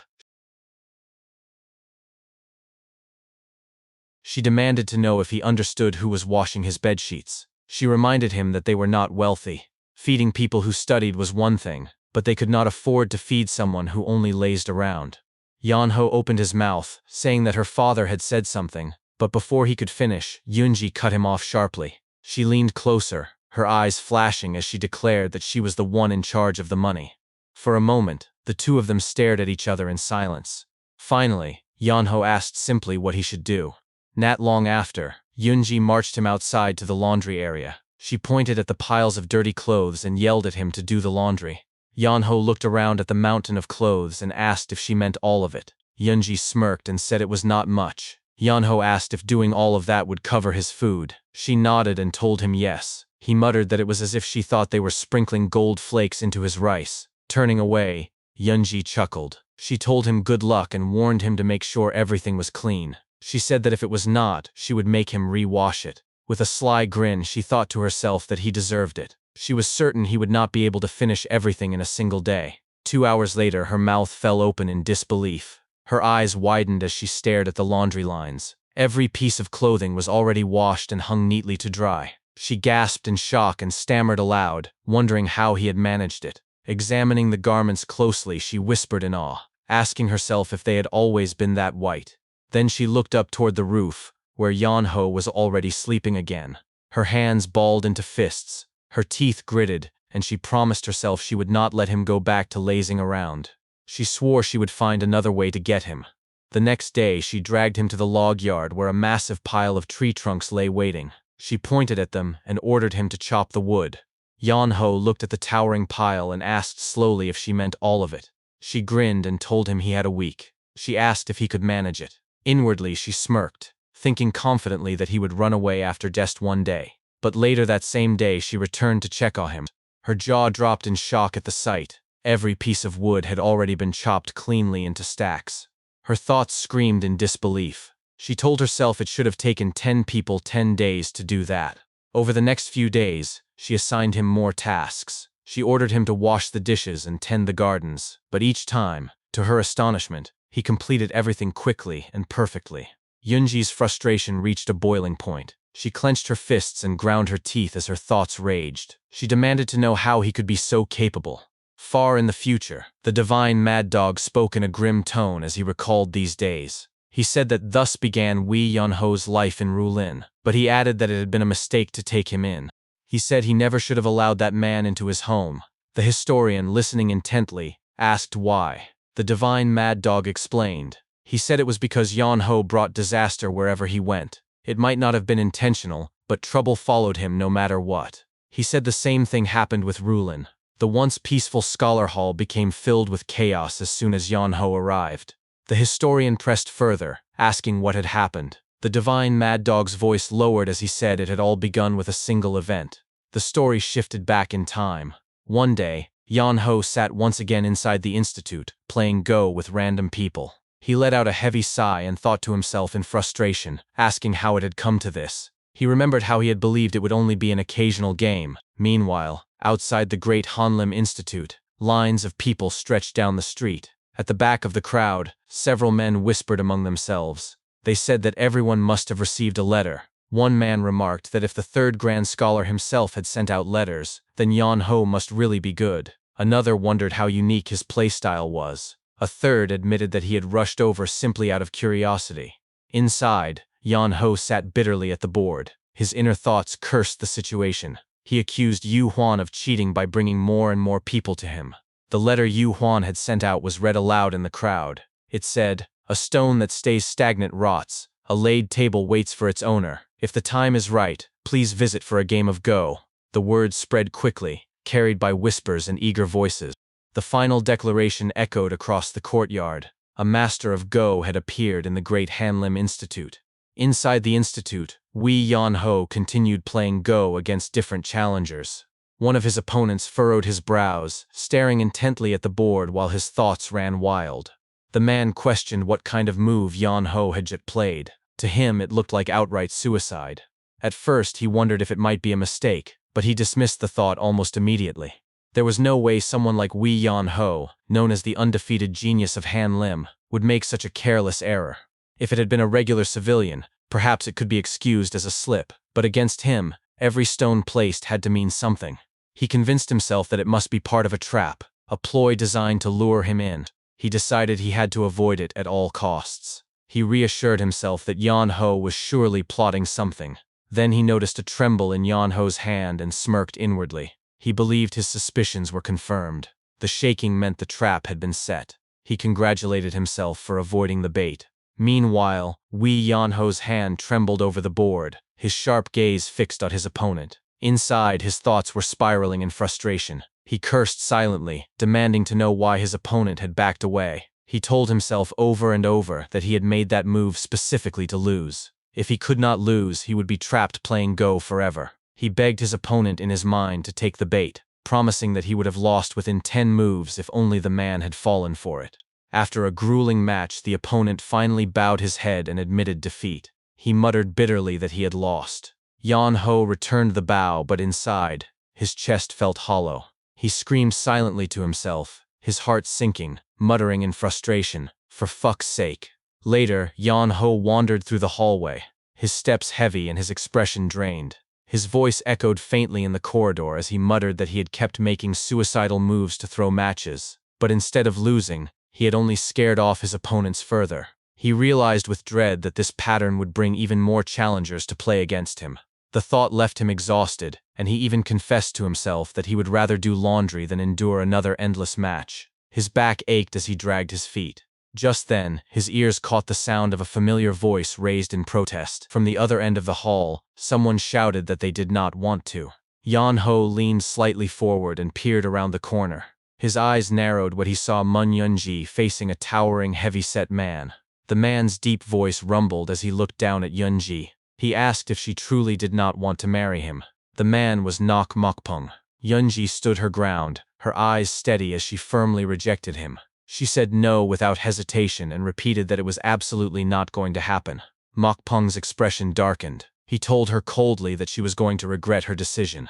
But Yunji did not waver. She met his gaze head-on and declared that she would not regret it. He leaned forward slightly, his voice thick with arrogance, and warned her again. He told her to think carefully because he always got what he wanted. He declared that he never let go of something he desired and insisted that what he was offering was still an act of generosity. But if she continued to refuse, he promised it would no longer be an offer the next time. Then his voice turned threatening as he asked if she was prepared for the great Hanlim Institute to fall because of her decision. Yunji raised her voice in defiance. She stretched her arm forward, her hand trembling with determination, and shouted that he could do as he wished. She declared that the great Hanlim Institute would not fall so easily. Mokpung's tone grew colder as he responded. He admitted that while the institute might not collapse immediately, he himself could make it happen. He said that she must be aware of that fact as well. Yunji's glare burned with fury. She shouted at him that she hated that about him, that arrogance of believing everything would always bend to his favor. Mokpung replied calmly that it was not impossible. Her anger surged as she screamed back at him. She declared that marrying him was impossible. She promised that she would never agree to it. Then she turned sharply, announcing that this was goodbye. But before she could step away, Mokpung's large hand shot out and seized her wrist in a painful grip. Yunji let out a sharp cry, screaming for him to let go. Mokpung leaned closer, his shadow falling over her, and warned her that it was in her best interest not to anger him. His lips curled into a twisted grin as he licked them, staring hungrily at her face. He whispered with menace, asking if she believed she could still act so boldly even if he tried to take her right there and then. Yunji froze where she stood, fear locking her body as his words filled the air. At that moment, Wee Yonho's voice cut through the hallway. He told Mokpung that such words were not something which should be said inside another man's home. The sudden interruption gave Yunji the opening she needed. She wrenched her arm free from Mokpung's grasp and stumbled quickly toward Yonho. Breathless, she blurted out at him in frustration, asking if he had already finished the laundry and firewood. Yonho glanced at her, confused, and replied that he had been playing Go all this time. He asked what she was talking about, but then his eyes shifted and he caught sight of the bruise forming on her wrist. His expression darkened. Without another word, he reached out and pulled the ribbon from her hair. He told her to let him borrow it. Tying his hair back with her ribbon, he stepped forward. His gaze sharpened into a glare as he fixed his eyes on Mokpung. Mokpung looked down at him, his lips curling into disdain. He demanded to know if Yonho thought it was polite to eavesdrop on other people's conversations. Yonho replied casually that he did not know much about manners. Then he looked Mokpung in the eye and told him bluntly that if anyone had no right to talk about manners, it was him. He asked if people who cared about manners usually acted the way Mokpung did. Mokpung's eyes narrowed as recognition dawned on him. He asked if Yonho was the so-called genius of Hanlim. Yonho's tone was icy when he responded. He thanked him for recognizing him, admitted he had no idea who Mokpung was. Mokpung raised his hand as if preparing to introduce himself. But before he could begin, Yonho interrupted with playful disregard, telling him it was unnecessary because he really did not care. The insult made Mokpung's face twist with rage. His teeth ground together as he seethed. He told Yonho that he should have just kept to his games of Go instead of interfering. Yonho smirked and pointed at himself. He told Mokpung that it was a shame, because he was very good at getting in other people's way, just like he was doing right now. That was the final straw. Mokpung snapped, his voice breaking into a furious shout. He called Yonho a fucker. Before the tension could explode further, loud footsteps echoed through the hall. A crowd of people rushed toward the commotion. They looked at Yonho and began speaking excitedly. Some asked who he was, others guessed that he was there to play Go as well. Several asked eagerly if he would play with them the next day too. Yonho answered casually, agreeing without hesitation. Mokpung's jaw tightened. He clicked his tongue in frustration and turned his back to leave.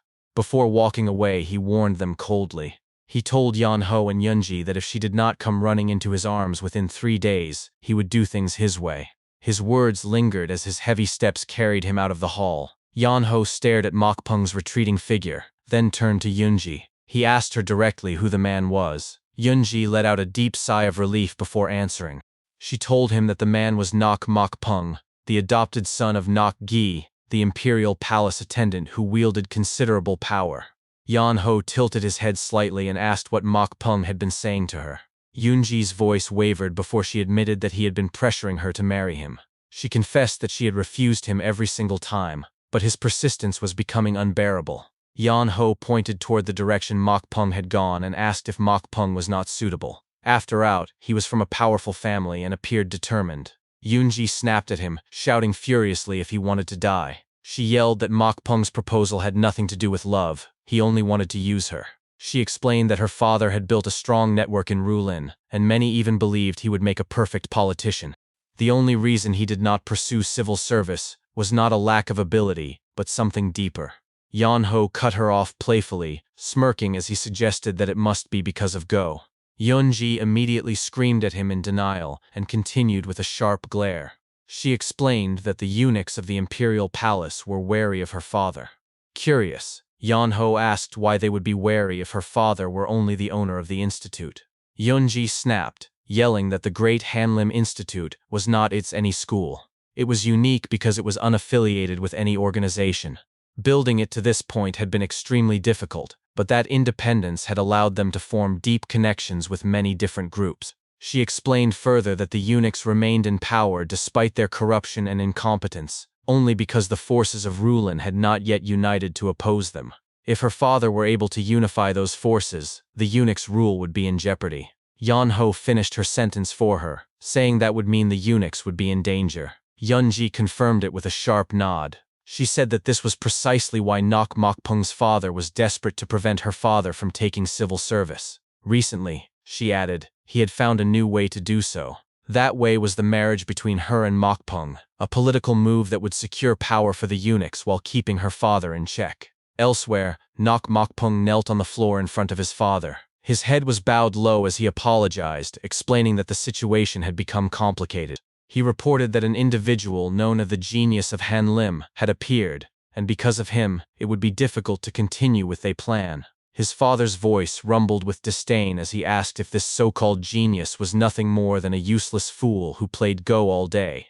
Half naked and facing away from his son, the man finished adjusting his garments. He was none other than Nok Gi, the head of the eunuchs. Mokpung clarified nervously that Yan Ho himself was not the issue. The true problem was that his presence had drawn people from all over the nation. Too many eyes were on the institute now, which meant Mokpung's actions were limited. He admitted that it might end badly if he were to try something rash in the middle of all that attention. Nok Gi slid his arms into his robes and nodded with understanding.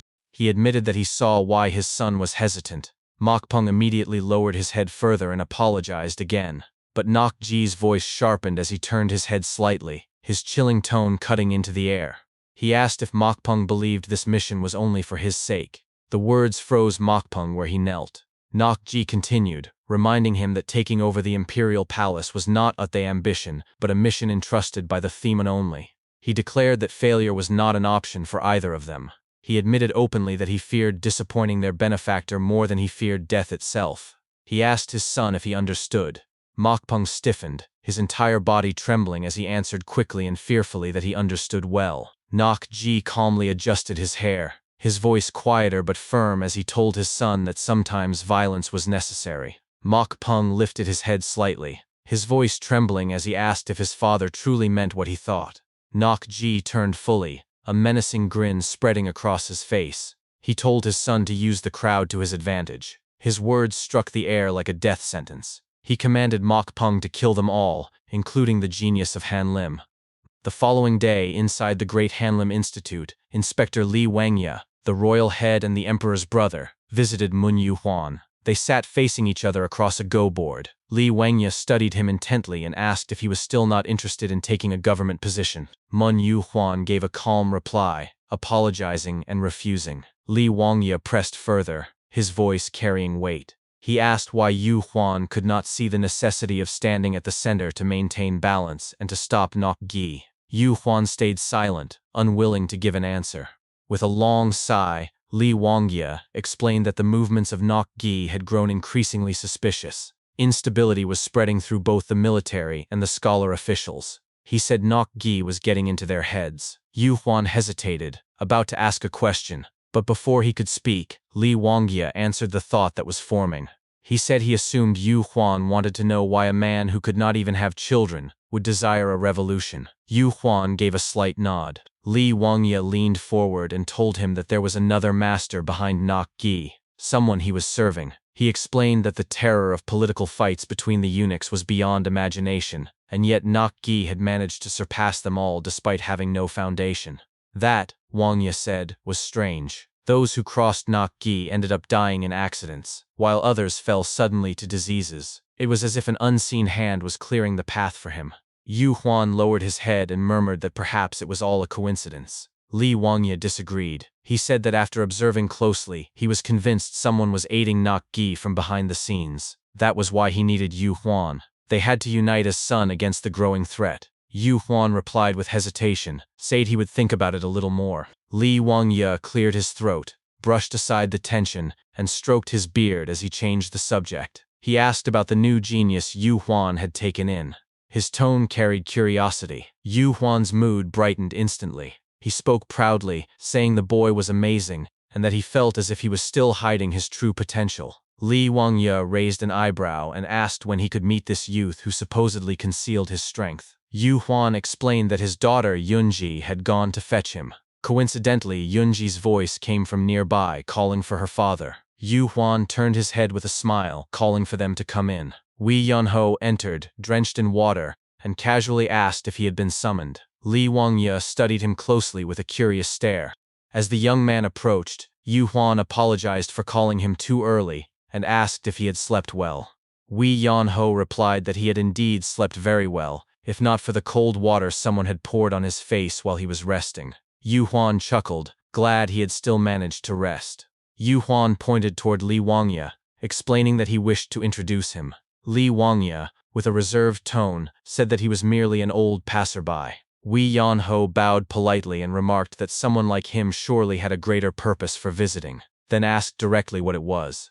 Li Wangya replied bluntly, saying his only business was to play Go. Wei Yan-ho immediately exclaimed that he could not. The inspector, surprised, asked what he meant. Wei Yan-ho shook his arms to fling away the water clinging to him and repeated his refusal. Li Wangya reminded him that he had been playing Go with countless visitors already. Wei Yan-ho clarified that he was not refusing the game itself but was pointing out that there was an order to things. He explained that others had arrived before Wangya and were waiting for their turn, so the inspector needed to wait as well. Li Wangya burst into loud laughter, saying he could resolve that matter easily and would simply ask the others to be understand. Yan-ho gave him a sharp look and told him that such an act was not truly resolving the situation. It was coercion. His words left both Li Wangya and Mun Yu Huan stunned. Yan-ho continued, stating that the inspector's high status meant people would be forced into compliance, rather than acting out of understand. His eyes sharpened and his tone hardened as he said that he valued promises and rules. Li Wangya fell into silence, privately admitting that the young man was firmer in his beliefs than expected, making him difficult to deal with. He asked again if Yan-ho could not make an exception. Yan-ho remained firm, telling him to wait his turn. The inspector groaned at the stubbornness of his answer. At that moment, Yunji stepped in from the back, saying she could resolve the matter. Her father turned his gaze to her with surprise, asking if she truly could. She nodded confidently and walked forward, her thoughts mocking Yan-ho's words about rules and promises. She told herself he surely did not value such things. Approaching him, she placed her hand on his shoulder and made an offer. If he agreed to play this game, she would cancel all the other games of Go scheduled for him that day. Yan-ho's expression twisted in shock, and he shouted in disbelief. After a moment he calmed down, tempted by the offer. He asked if she could also cancel the games planned for tomorrow. Before he could finish, Yunji cut him off firmly, warning him not to try bargaining further. She told him there would be no negotiation, and he had to make a choice now. Without hesitation, Yan-ho sat down instantly, placed his hand on the Go board, and agreed to begin. Li Wangya sat across from him and glanced at Yu Huan, who wore a nervous smile. The inspector sighed inwardly, thinking to himself that this was the worst. Yan-ho was not a man of his word. Part of him wanted to leave, but he decided it was better to see the game through and learn what he could about him. The game began with Li Wangya placing the first stone in the center. Hours passed, and by nighttime, he was still seated at the board, quietly observing the patterns of stones. Behind him, Yu Huan leaned closer and asked if he had not enjoyed the game. Li Wangya stroked his beard silently, lost in thought. He reflected that Yan-ho's style was violent and quick, unlike anything seen in peaceful matches of Go. It resembled the chaos of a battlefield. He wondered what kind of life the youth had lived to play like that. Yet despite his skill, Li Wangya decided he was not the one he sought. The laziness and violence were not the qualities he desired. Finally, he declared aloud that it had been a waste of time, and admitted he did not understand why Yu Huan valued him so highly. Yu Huan, smiling faintly, replied that it was because he had seen something. When asked what he meant, Yu Huan explained that during one of their matches, he had made a strong prophylactic move. Thinking the game was over, he had looked away from the board. What he saw was Yan-ho's face, immersed in a rare trance, a state deeper than most ever reached. As they walked outside together, Wangya asked if he was certain of what he had seen. Yu Huan replied firmly that he was sure. Wangya scoffed, saying he had no intention of taking Yan-ho in regardless. Yu Huan responded lightly, asking if that was so. Wangya dismissed it all as a waste of time but admitted at least he had gotten to see Yu Huan again, so it was not entirely wasted. He added that he needed to leave early the next morning. When Yu Huan asked if he was that busy, Wangya reminded him that the political atmosphere had grown tense. Yu Huan nodded, saying he understood. The inspector raised his head toward the moon and whispered that it was a shame. Elsewhere, outside the Great Hanlim Institute, a man stepped forward into the night air and remarked how perfect the night was. Behind him, a masked man leaned in and told him that the preparations were complete. The man nodded and agreed. It was Nok Mokpung, surrounded by warriors hidden in the shadows. He smirked and gave the order to move. The masked men rushed forward, leaping over the high walls of the institute. Inside, a man holding a broom yawned, turning his head when he noticed the intruders. Before he could react, he was killed instantly. The masked men opened the gates, allowing Nok Mokpung and the rest to flood inside. Chaos followed immediately. Dead bodies littered the grounds while others dropped to their knees in surrender. Nok Mokpung walked slowly forward, his grin wide as he muttered that this was why they should have listened to him when he was still being nice. He raised his left arm, giving a loud order for all of them to be taken. With a voice that echoed with cruel delight, he proclaimed that tonight, the great Henlim Institute would become a prison from which not even a rat could escape. Nok Mokpung stood among the carnage he had created and thought to himself with a wicked grin that today he would finally teach that woman a lesson. Not long after, Mun Yu Huan, his daughter Yunji, and the other scholars of the great Hanlim Institute were bound tightly with ropes. They were forced to kneel while countless swords hovered menacingly in front of their throats. Mun Yu Huan shouted furiously, demanding to know the meaning of this outrage. Mokpung stepped forward, his voice loud and commanding, declaring that he had received information of suspicious activity within the institute. He explained that people of high authority had been gathering there in recent days. Yu Huan yelled back, asking how such a thing could possibly be suspicious.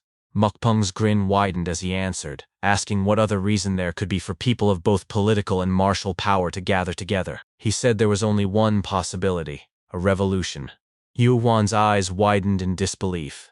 His voice broke into a stammer as he screamed that they were not planning any such thing, that they were only gathered to play Go. Mokpung approached him with slow, deliberate steps until he stood directly in front of him. Spreading his arms wide, his grin never leaving his face, he asked mockingly if Yu Huan expected him to believe that so many people had gathered merely to play a board game. Yu Huan shouted desperately that he was telling the truth and insisted that Mokpung must have heard the rumors about the genius player who had drawn them all there. Mokpung admitted that he had indeed heard the rumors, but dismissed them coldly, saying rumors were easily fabricated. He then glanced back at one of his masked men and demanded to know where the so-called genius was. The masked man replied with confusion, asking who he was referring to. Mokpung clarified that he was looking for the genius Yu Huan had mentioned. The man answered firmly that there were no more people inside the building. Mokpung narrowed his eyes and looked around, muttering that the genius must have fled earlier, because escaping once they had arrived would have been impossible. With a disdainful chuckle, he called him a lucky bastard. Then he announced that everyone would be freed if they were found innocent, promising that they would release them and even apologize if no wrongdoing was discovered. At that moment, another masked man leapt down from the roof, landing beside Mokpung. He knelt and presented a journal in his hands, declaring triumphantly that he had found proof, an agreement signed by those who were planning the revolution. The bound scholars erupted into panicked cries. Yu Huan's voice rose above the others, shouting that they had never done such a thing. Mokpung shoved the journal before their eyes, declaring that proof was right in front of them. Yu Huan clenched his teeth, glaring at him, and thought bitterly that this had been the plan all along. Mokpung had come only to frame them. They had been trapped from the start. The rest of the prisoners broke down into shouts of denial, insisting that they were innocent, that they knew nothing, that they had not come there to join in treachery. Then from among the captives, Li Wangya, also tied down, pushed himself upright. His voice rang out firm and unshaken as he called the incident interesting. Mokpung froze at the sight of him, recognition flashing in his eyes. With a sudden start, he exclaimed the name of the man before him, Li Wangya. Li Wangya roared back with fury, ordering that he called by his proper title, the Royal Head Inspector. The prisoners gasped in disbelief, whispering excitedly among themselves. They recognized him as the Emperor's brother, the Royal Head Inspector himself. They believed they were saved now. If he had witnessed everything, surely he would clear them of guilt. Mokpung bent at the waist in a mock bow, say that he would never have done this had he known Wangya was present. The inspector answered with authority, telling him that he was not a man who held grudges, and that he should release them at once. Instead, Mokpung stepped closer, rubbing his chin with a calculating look. He told Wangya he had a question first. When the inspector demanded to know what it was, Mokpung asked why he had planned the revolution. His grin grew wider as he looked down upon him, revealing that he had been fully aware of Wangya's presence all along. The inspector shouted angrily, demanding to know what nonsense he was speaking. At that moment, one of the masked men forced him down, pinning him on his knees before Mokpung. Mokpung leaned over him and explained with confidence that there was always a central figure to a revolution. It could not have been the mere scholars, he claimed. The one who made the most sense as the leader was Wangya himself, a member of the imperial family. Wangya's face turned red with rage as he roared that Mokpung's arrogance knew no bounds. He demanded to know how he dared frame him, warning him that he would never escape the consequences of such actions. Mokpung smirked and replied coldly that Wangya misunderstood. There would be no reporting to the emperor because he would never see him again. Raising his voice so all could hear, he declared that the punishment for revolution was immediate execution, and that every one of them would die there. He waved the journal in his hand, mocking that with the signatures they had gathered, the emperor would believe it without question. Wangya spat venom in his voice, calling him a bastard, and vowing that the heavens would not forgive him for his crimes. Mokpung only smirked further, telling him to keep begging. Then his eyes shifted and locked on Yunji. He said that there was one person who would have to die first. His steps echoed as he walked toward her. He crouched and knelt before her, bringing his face close. With a grin, he reminded her of how she had rejected him. He told her that because of her defiance, everyone present would now die. He raised one finger and tilted her chin up to face him. His voice dropped to a low murmur as he asked if she was willing to change her mind now. Her answer came in the form of a sharp spit landing squarely on his face. She screamed at him that she would rather die than marry someone like him. Mokpung licked the spit from his face with his tongue, his grin unfaltering. He caressed her cheek and told her not to worry, that he would not kill her. Instead, he promised to make her wish for death, swearing that he would subject her to torments 100 times worse than she could ever imagine. Yunji's eyes filled with defiance. She opened her mouth, ready to bite down on her tongue, and shouted that she would rather die than be humiliated by him. Mokpung chuckled, asking if that was really her choice. He warned her that if she killed herself, her father would be the one to endure torment in her place. At his signal, a masked man stepped behind Yu Huan and pressed a sword against his neck. Mokpung's grin widened as he declared that if her father also killed himself, then the rest of the captives would suffer instead. He reminded her that the families of those accused of revolution would also be executed. He laughed cruelly, telling her that if she wished to kill herself, she could, but others would pay the price. Yunji clenched her teeth, glaring at him with disgust. Mokpung seized her by the hair and yanked it to her feet. Shouting with twisted glee, he commanded her to kill herself, saying he would enjoy the spectacle regardless. Yu Huan's anguished scream tore through the night as he called out his daughter's name. Mokpung ignored him. His voice dropped again, dark and menacing, as he asked Yunji if they should begin. His hands roamed across her face, then slid down her body.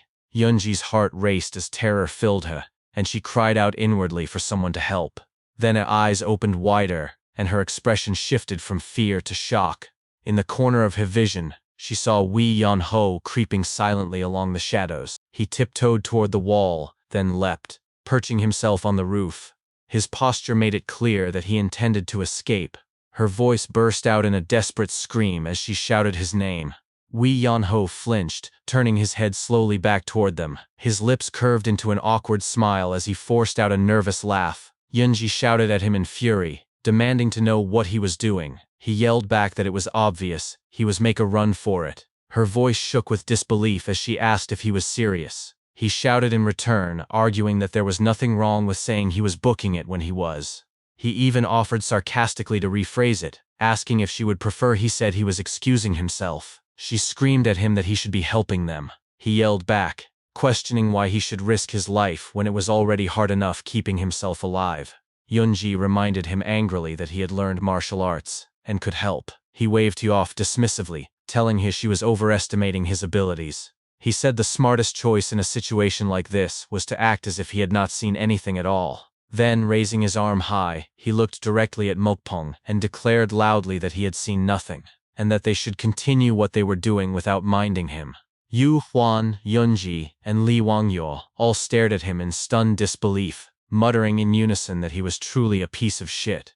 Mokpung's face twisted with anger as he shouted for him to stop. He raised his arm and told him that he was already involved in the revolution, whether he wanted it or not. He warned that the entire world would now be after him, and he would find no safe place. Yan-ho scratched the back of his head casually, muttering that they could not be so sure. Mokpung snarled back that the world was vast, but there were eyes everywhere, and it would not be difficult to track him down. Yan-ho turned away and said flippantly that they could look for him later. Grinding his teeth, Mokpung gave the order to capture him. One of the masked men instantly obeyed, leaping toward Yan-ho. From below, Yunji screamed with all her strength, telling him to run. Yan-ho heard her voice and smiled faintly. As the masked man closed in, Yan-ho muttered that she had just told him to help, and now she wanted him to run. He asked aloud what exactly she expected him to do. The masked man struck, but Yan-ho vanished from his sight, leaving only an afterimage. In an instant, Yan-ho reappeared behind him, slamming an elbow into the back of his head. The man crashed violently to the ground, unconscious. Yan-ho looked down at him and sighed, muttering, "Goodness."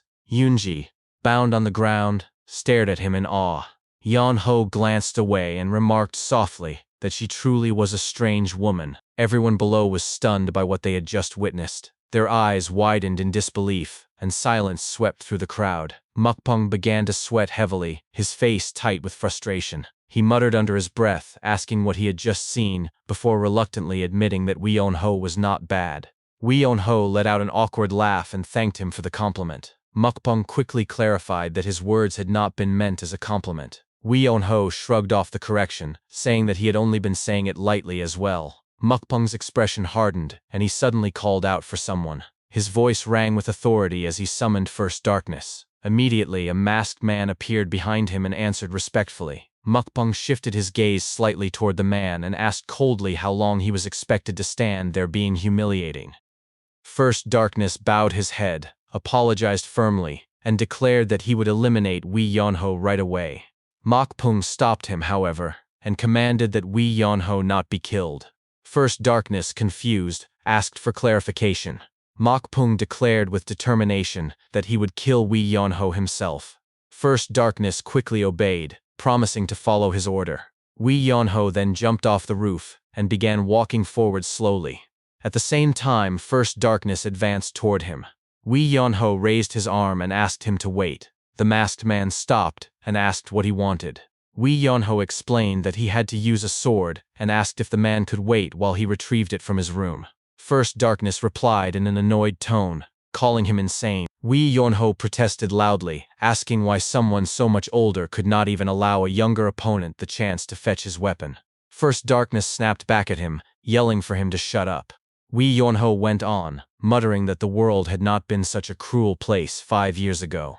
His eyes then fell on a broom lying nearby. He paused, hummed to himself, and bent down to pick it up. Seeing this sudden movement, First Darkness flinched and quickly raised his guard, shouting and demanding to know what Wee-on-ho was doing. Wee-on-ho, holding the broom in his hands, replied with feigned innocence, asking what the problem was. He swung the broom experimentally, then said that since he was not being allowed to fetch his sword, he would have to make do with this instead. First Darkness clenched his teeth in anger and demanded to know if Wee-on-ho was insulting him. Wee-on-ho narrowed his eyes and pointed out that if his opponent was angry about this too, then perhaps he should simply be allowed to retrieve his sword. First Darkness swung his sword threateningly and declared that while he would not kill Wee-on-ho, he would make him suffer so severely that he would wish for death. He began to say that even if Wee-on-ho begged for mercy later, he would not stop, but Wee-on-ho cut him off mid-sentence. Raising both arms and yawning, Wee-on-ho told him he understood and asked him to just get started already, adding that he was tired enough as it was. Hearing those words, First Darkness was consumed by rage. He leapt forward, screaming furiously that Wee-on-ho was a bastard. He swung his sword with full force,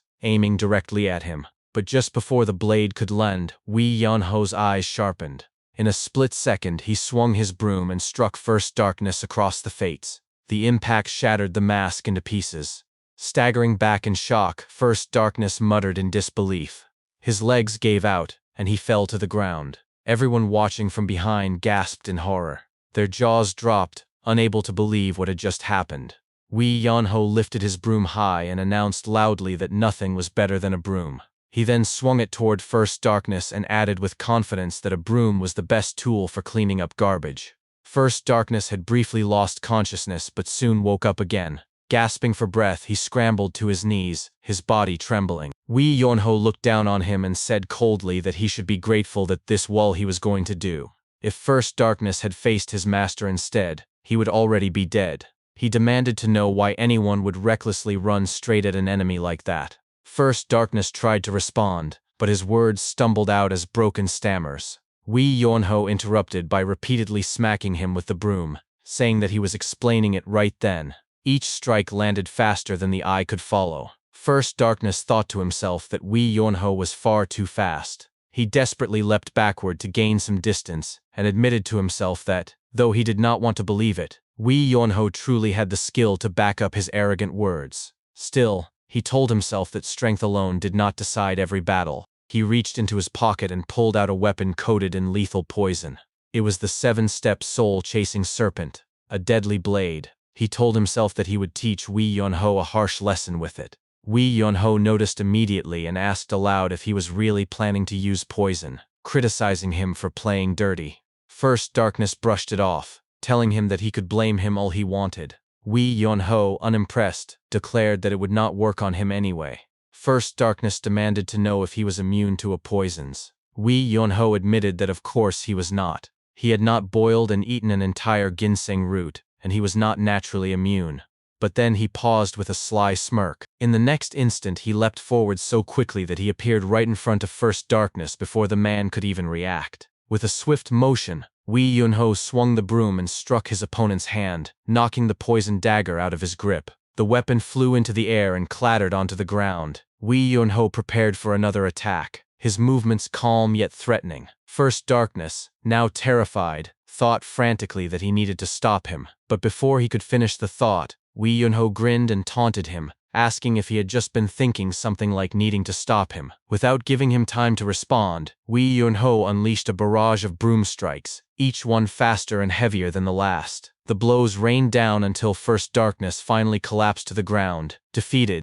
The tied-up captives who were watching were left speechless at the sight, their eyes wide in shock. Silence filled the air. Wee Yonho stood over First Darkness's fallen body and began stretching his shoulder casually. He remarked that this was exactly why his master had taught him never to wait when an opponent was preparing something big, but to beat them down immediately. Off to the side, Mukpung was frozen in disbelief. Sweat poured from his forehead as he thought to himself that he could not believe what he had just seen.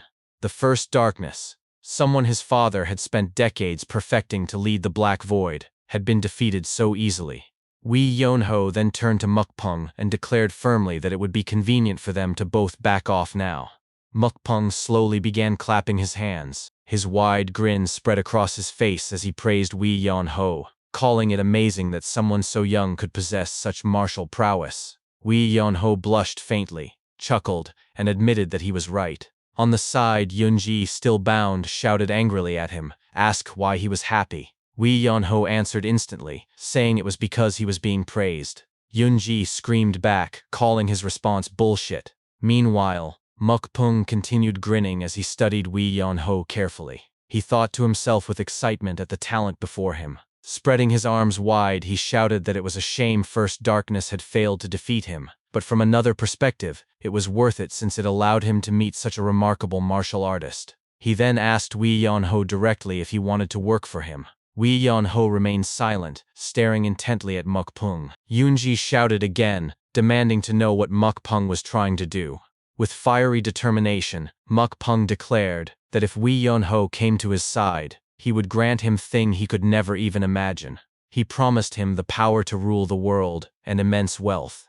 After a long pause, Wee Yonho finally spoke. He said that anyone with even the smallest shred of morals and ethics would never fall for such sweet words. Yunji was taken aback by his firm stance, her cheeks reddening slightly in admiration. But then Wee Yonho narrowed his eyes, smirked, and made a money gesture with his hand.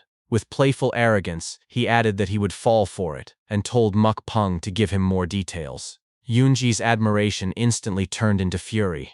Her face twisted, and she screamed at the top of her lungs for Wee Yonho to die. Li Wangya suddenly shouted in frustration, demanding to know what Wei Yanho was doing.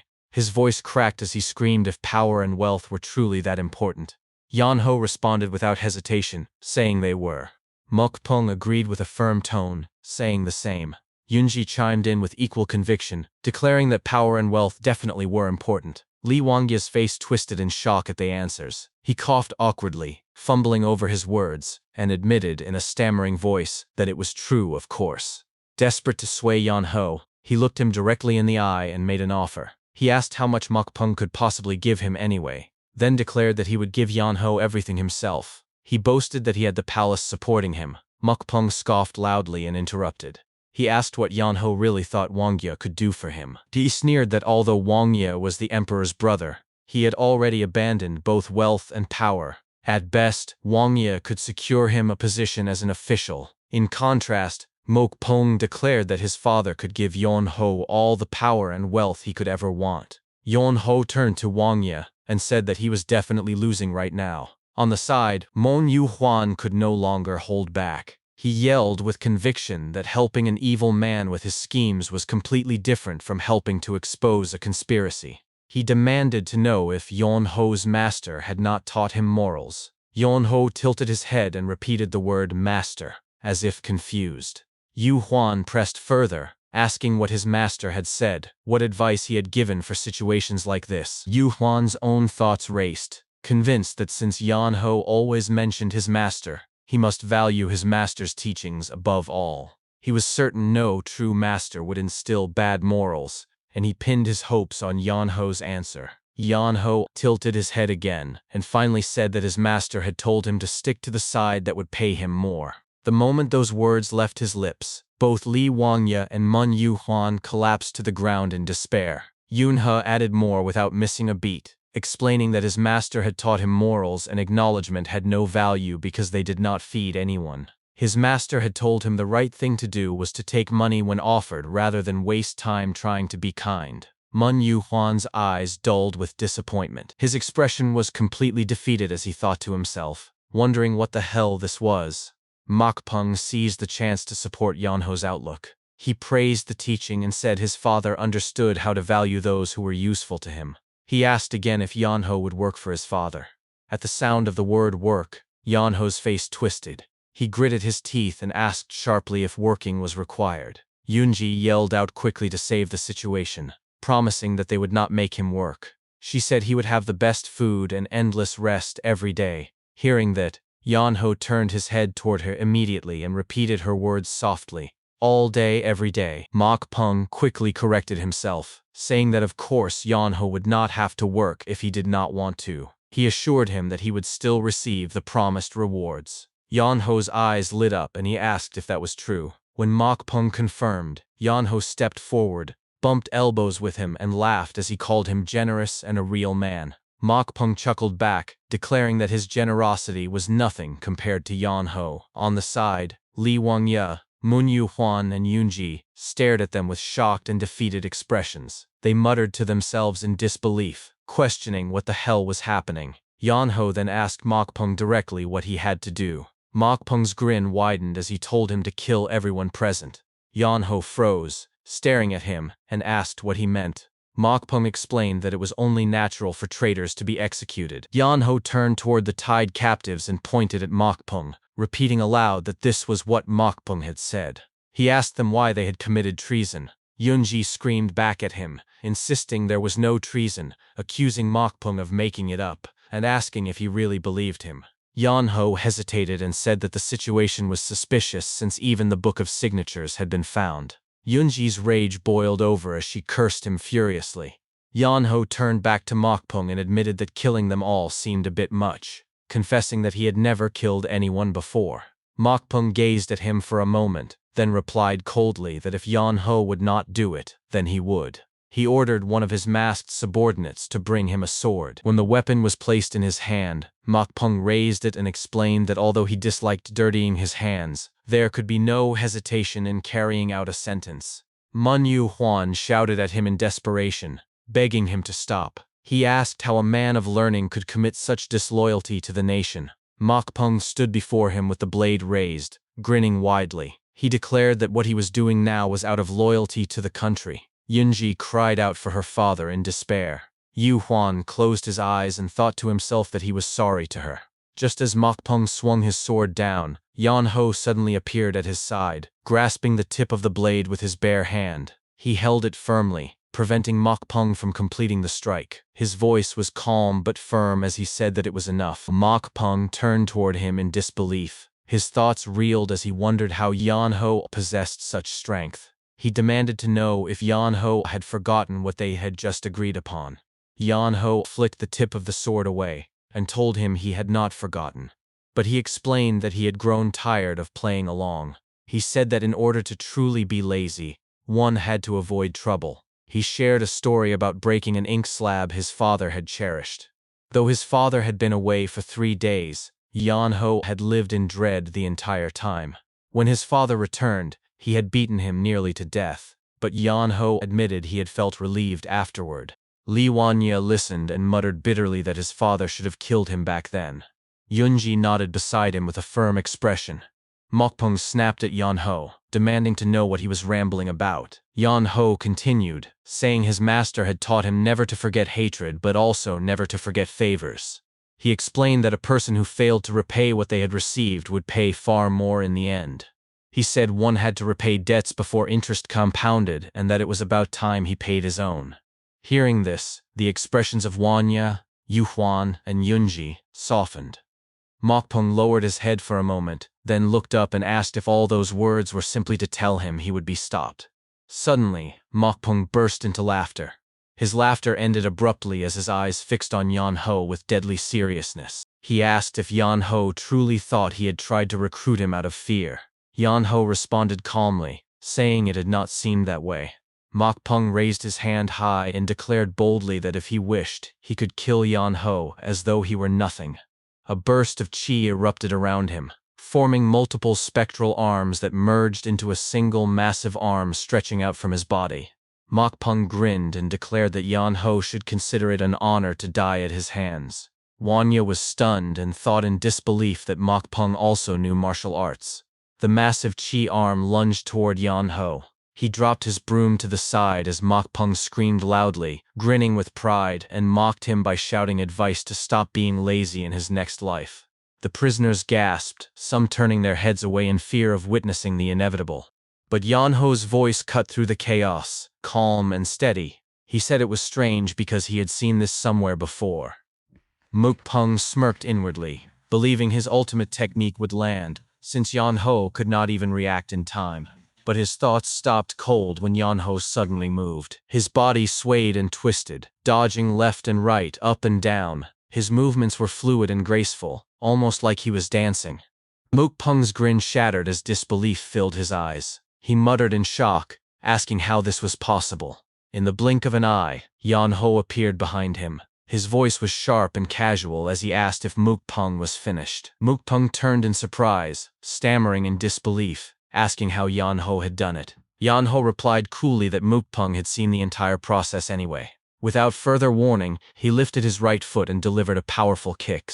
Mokpung's body was launched into the air and smashed against a nearby wall. Yan Ho smiled and said simply, "Just one kick." The entire courtyard fell silent. Everyone's jaws dropped at the sight. Yan Ho walked calmly to release the captives, untying Wangya's ropes first. Wangya stammered in shock, asking if Mokpung was dead. Yan Ho responded casually that he had not kicked that hard and pointed out that Mokpung was fat, so he was surely fine. Yan Ho stretched his arm and turned back to the fallen Mokpung, asking if they should keep going. Mokpung, sitting on the ground in pain, cried out for him to wait. His voice turned nervous as he begged to pretend that none of this had ever happened. Everyone stared at him with cold disgust. Wangya pointed at him and shouted that it was impossible, ordering his arrest. Mokpung scrambled to his feet and begged for mercy. Wangya retorted by asking if he had ever seen a royal inspector release a criminal like him. Mokpung explained desperately that if he did not return, his father would assume the worst and launch a final gamble. He warned that no matter the outcome, the royal palace would suffer irreversible damage. Wangya glared and called him an evil bastard. His thoughts churned as he considered whether he had to send Mokpung back alive to prevent bloodshed at the palace. He admitted to himself that even if he refused, it would be difficult to prevent disaster considering Mokpung's household, and that his father Nok-gi would only use even more cunning and vicious means. Wanya shouted aloud that he would not stand by and let villains destroy the palace. Mokpung responded coldly, saying that was what politics was, nothing more than temporary peace through blackmail. Wangya narrowed his eyes and mocked him, comparing him to rats that dug escape tunnels. He turned around and dismissed him, telling him to screw off. Mokpung bowed deeply before retreating with his men. As they approached the exit, Yanho spoke up and offered advice. He said the martial arts Mokpung had used were powerful, but the force decreased when disguising his physique. He warned him that if he ever wanted to fight properly, he would have to abandon his disguise. Mokpung froze in place, turning his head slightly to say that he would remember it for the next time they met. Yanho responded bluntly that he had no desire to see him again. Mokpung replied that he would not, at least not in that appearance. Yanho watched them leave and muttered that it was finally over. He smiled as the sun rose and looked at the people gathered around him. Playfully he announced that he was going to sleep, and told them to handle the rest. Yunji exploded in anger, screaming that he was going to sleep again. Yanho pointed at her and reminded her that he had his rights, asking if she remembered. She clicked her tongue furiously, unable to argue. Yanho ran off, raising his hand and shouting not to wake him. He declared loudly that he had warned them, and that he would sleep until tomorrow. Yunji watched him in disbelief, muttering, "What the hell?" Behind it, Wangya and Yu Huan spoke at the same time, agreeing with her. Yanho's life became comfortable after that day. While Wangya and Yu Huan struggled with the fallout, Yanho enjoyed paradise. He was served 3 delicious meals every day in his room. No one scolded him for sleeping in late, and he lived without a care. One day, Yunji entered his room. She stood by his bed with her hands on her waist and told him to get up. Yanho lay still, pretending to sleep, until she called him out and ordered him again. He sat up with a groan and asked what she wanted. She leaned closer and said that her father wanted to see him. Yanho complained, asking what happened to his guaranteed rest. Yunji snapped back that it was not her idea, and asked if he was really going to refuse after lying around for 7 days straight. He asked if he could not see him another day. Yunji lost her temper, yanked away his blanket, and screamed furiously for him to get up. Later they arrived at Yuan's room. Yunji announced his arrival. From inside, Yuan's voice told them to let him in. Inside, both Yuan and Wangya sat at a small round table. Yuan thanked Yunji and dismissed it. Both she and Yanho bowed, but Wangya immediately shouted that he did not mean Yanho. Yanho pointed at Yunji and teased her, asking if she was supposed to stay behind. She screamed back furiously that Wangya had meant him. Yanho blinked in surprise, asking if it was really him. Wangya held back his anger, muttering in frustration as his head throbbed. Yanho laughed as he sat down. Yuan leaned in and spoke to Wangya, addressing him as Sir. Wangya sighed, then pulled something from his pocket. Yuan called to him again, but Wangya held the item tightly and responded that he knew. After a pause, Wangya placed the item in front of Yanho. Without hesitation, Yanho grabbed it and pocketed it. Wangya asked if he even knew what it was. Yanho admitted he did not. Wangya demanded to know why he had taken it so casually. Yanho replied with elegance that it looked expensive, and his master had taught him to always take something valuable. Wangya placed his palm on his face and began to explain. But Yanho interrupted, declaring there would be no takebacks and not to be petty. Wangya tried again, but Yanho cut him off once more, accusing him of acting childish. Finally, Wangya slammed the table in fury and screamed that the sword was the royal inspector's divine relic. He explained it would grant Yanho the status of a royal inspector anywhere he went. Yanho pulled the sword out and examined it closely. Wangya asked if there was a problem. Yanho replied coldly that it felt lacking, asking for something practical, something he could buy food or a house with. Wangya asked what he meant. Yanho pressed him, accusing him of acting dumb, and gestured a money sign. He said that the world worked on give and take, and he deserved more for what he had done. He admitted it was difficult to say outright, but he wanted something more realistic and modern. Wangya clenched his fist in rage and asked if Yanho really just wanted money. Yanho admitted that he did, but claimed he could not be that direct since he had manners. Wangya hurled something at him. Yanho caught it and asked if this was his as well. Say it looked expensive. Yu Huan muttered quietly that it was his favorite ink block. Wang Ye sighed and explained that it was the royal inspector's gift. With it, Yan Ho would be treated as an official. Yan Ho frowned and asked if that meant more work. Wang Ye explained that it meant an official position. Yan Ho shrugged and said that was the same thing. Wang Ye tried to argue otherwise, but Yan Ho brushed him off, saying he would take it at face value since Wang Ye was older. Yu Huan interjected, explaining that royal inspectors had been sending secret agents to Zhongyuan. He said the position had been vacant and suggested Yan Ho take it. Yan Ho raised the sword and asked if it came with just this. Wang Ye shouted angrily that he would give more, even selling his house if necessary. Yan Ho crossed his arms and said that was good since it would have been annoying otherwise. Wang Ye's eyes widened as realization hit him. He thought to himself that Yan Ho had been planning to take it. He demanded to know what household Yan Ho was from and who his master was. Yan Ho responded bluntly that he could not say. Yu Huan quietly snatched back his ink block and hid it in his pocket. Wang Ye asked if it was because Yan Ho did not trust him. Yan Ho nodded. Wang Ye screamed furiously, demanding to know how Yan Ho could hide his identity when he clearly knew who Wang Ye was. Yan Ho's expression turned serious. He said it was not about identity but trust. He explained that he could not trust someone who hid their martial arts and acted so obviously. He asked Wang Ye how many seconds it would take him to defeat Mokpung, 3 or 5. He finished by saying he hated being played in someone else's game. Li Wanye went silent for a moment when he realized that he had been caught. He finally spoke and asked if Wei Yun-ho had known all along that he was capable of martial arts. Wei Yun-ho admitted that he had found it strange. He explained that while he knew some people were obsessively devoted to the game of Go, the idea of traveling 400 kilometers just to play was absurd. Yet far too many people had come to that place with the excuse of play Go. That led him to assume that there was some kind of hidden plot behind it, and it just so happened that he appeared at the same time.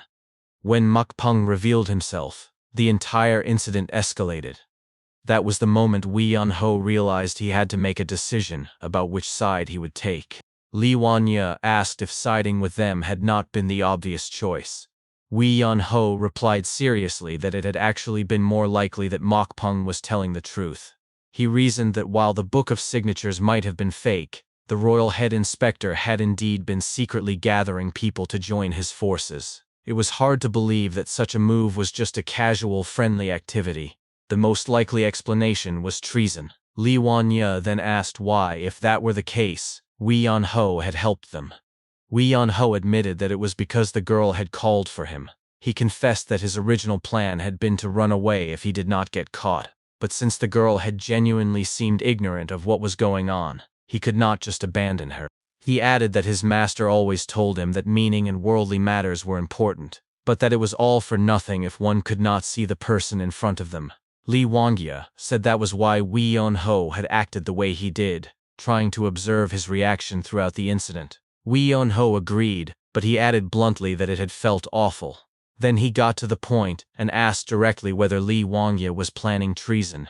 Li Wangya challenged him by asking what he would do if he admitted that he was. Wei Yun-ho answered that in that case, he would simply go to sleep comfortably.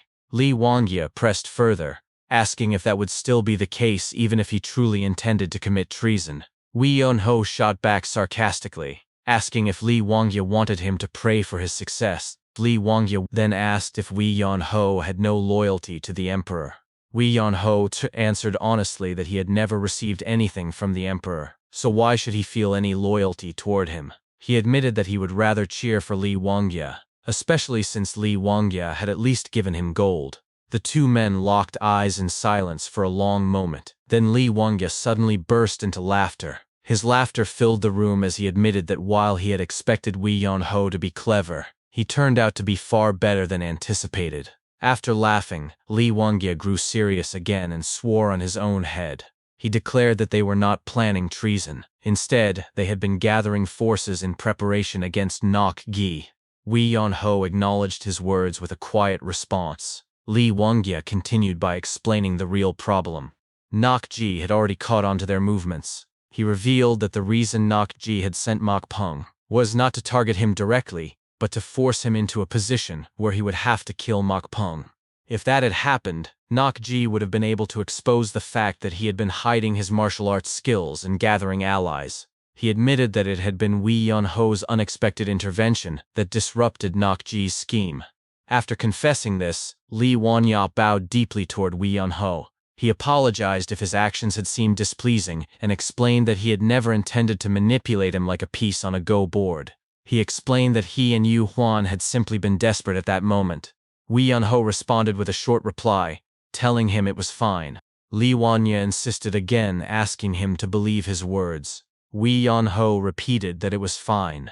Then Li Wanya shifted the topic and asked whether Wei Yunho would be willing to take on the role of secret royal inspector. Wei Yunho made himself clear immediately, saying that he would never actively seek out work. Li Wanya told him it did not matter, because the world would not leave him alone even if he tried to avoid it. Wei Yunho pouted and asked if that was meant to be an insult. Li Wanya smirked and said that it was not an insult but rather the path of a hero. Wei Yunho rejected the notion outright, saying no thanks. Li Wanya warned him that he could not deny fate. At that, Wei Yunho stood up and declared that he was leaving. Before he could exit, Li Wanya also stood and said that he too would be leaving that day. Wei Yunho added with a final remark that, truthfully, he hoped they would never see each other again. Li Wanya smiled and answered that he had a feeling they would. Once Wei Yunho was gone, Mun Yu Huan appeared at Li Wanya's side. He asked for Li Wanya's thoughts. Li Wanya admitted with a grin that Wei Yunho had surpassed his expectations. He had known Wei Yunho's martial arts were impressive, but he had not expected him to be sharp enough to notice that he himself knew martial arts. He confessed that he had thought he had picked up a dragon, but in reality, Wei Yunho was more like a monster. If they were not careful, there was a chance he might end up devouring them instead. Yu Huan countered by saying that the risk was worth it. Li Wanya continued, pointing out that martial prowess was not the only factor. Wei Yunho was intelligent as well. He had understood everything that was happening but chose not to move until the very end. That combination of strength and patience made him even more dangerous. Li Wanya admitted that he was curious to know who had trained such a monster. He then gave an order to Yu Huan, instructing him to investigate everything about Wei Yunho.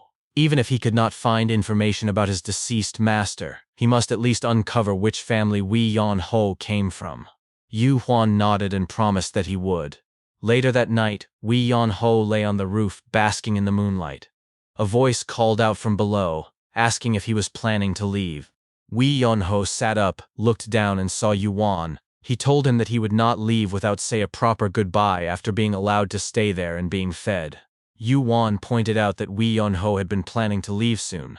Wei Yunho admitted that was true, but he also said he had learned a lot while staying there. Yuan asked him what he had learned. Wei Yunho said that the two most important lessons were that even scholars who read extensively often failed to live according to the texts they studied, and that Rulin itself was a frightening place. Yuan asked what he meant by frightening. Wei Yunho explained that he had never expected the strongest person he had encountered in the Jianghu to be someone in Rulin. Yuan admitted that Li Wangya's martial prowess was indeed impressive. Wei Yunho smirked, looked at Yu Huan firmly, and asked why he did not drop the act. Yu Huan was visibly shocked and asked if Wei Yunho had known from the start. Wei Yunho replied that he had. Yu Huan sighed and said that was not good, then asked him for a favor. Wei Yunho reassured him, promising not to tell anyone.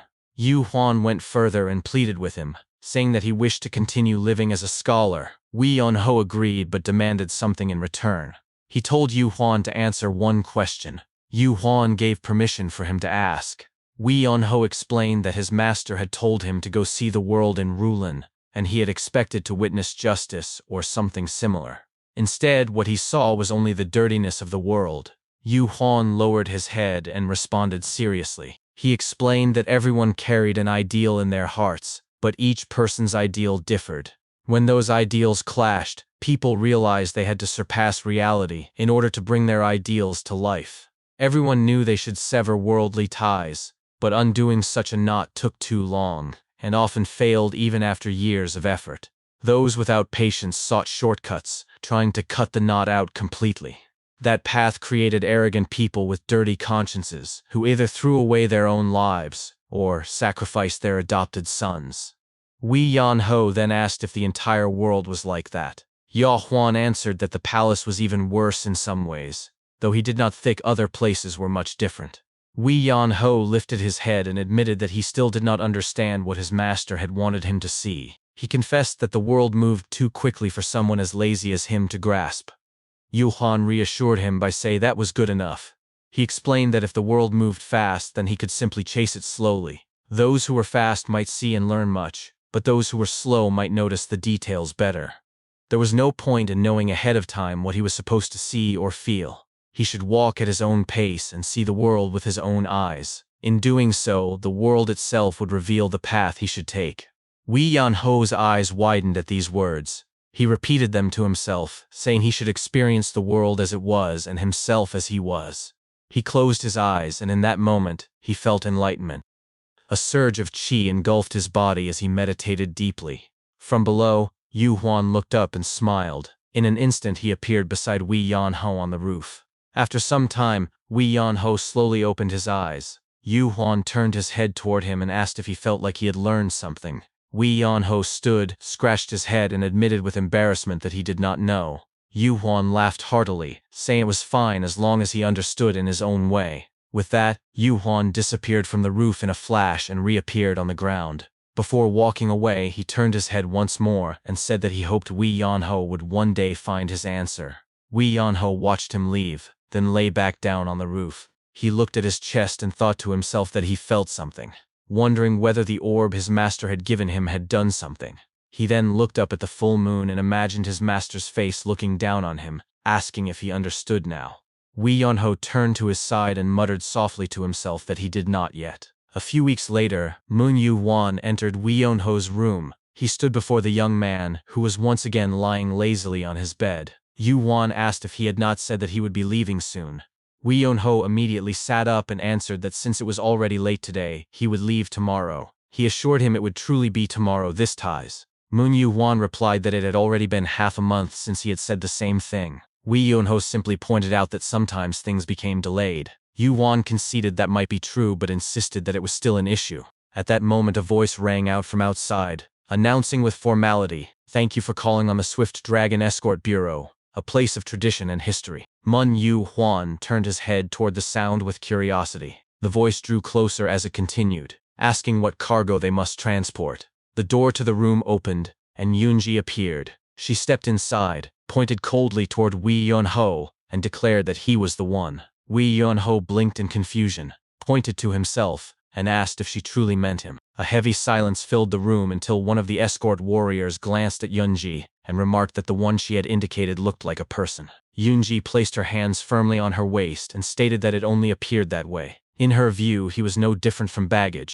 Another escort warrior gestured toward Wei Yan-ho and explained that they did escort people, but in such cases, a carrier was sent separately. He emphasized that in an escort meant for transporting goods, it would be difficult to bring someone along. Yoonji turned away, crossed her arms, and spoke coldly. She told them there was no need to worry. After all, cattle and chickens were also loaded into the cargo wagon. Wei Yan-ho might look human, but to her he was no different. She instructed them to place him on top of the baggage, feed him 3 meals a day, and assured them he would not cause trouble. She then offered to pay the fare as if he were a passenger. No, she corrected herself, she would pay double. She demanded they take him with them. The escort warrior tried to insist that no matter how much she offered, there were still rules they had to follow. Before he could finish, Yoonji sharply cut him off, and shouted that she would pay triple. The warrior persisted, saying they still had rules, but Yoonji raised her voice even louder, and screamed that she would pay quadruple. Without hesitation, she and the warrior shook hands in agreement. Another escort warrior leaned toward Wei Yan-ho and told him that they would accept him, asking him to come along. Wei Yan-ho, still sitting on his bed, protested loudly. He shouted at Yoonji, demanding to know if she was seriously saying that they would load him like baggage and send him away.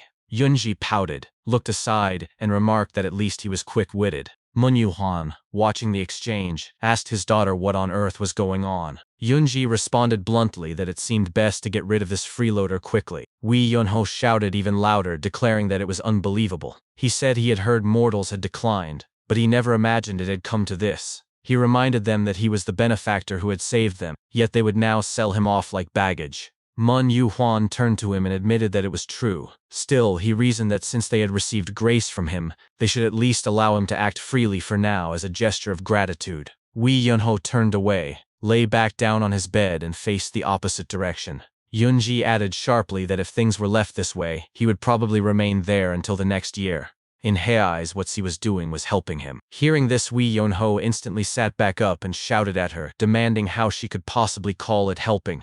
Yunji pointed directly at him and reminded him that he had once said he would go to the Hebrew Sacred Beast Pavilion. Wei Yunho froze in surprise and asked what she meant. She explained that since the route led to Hubei, he could simply travel with the escort bureau going there. She argued that walking all the way himself would be troublesome and exhausting. Wei Yunho admitted that her reasoning was true, though he hesitated. Yunji, wearing a faint grin, told him that he could ride in a wagon pulled by horses, the escort bureau would earn their pay, and she and her father would finally be rid of him. She concluded that this was a path where everyone benefited.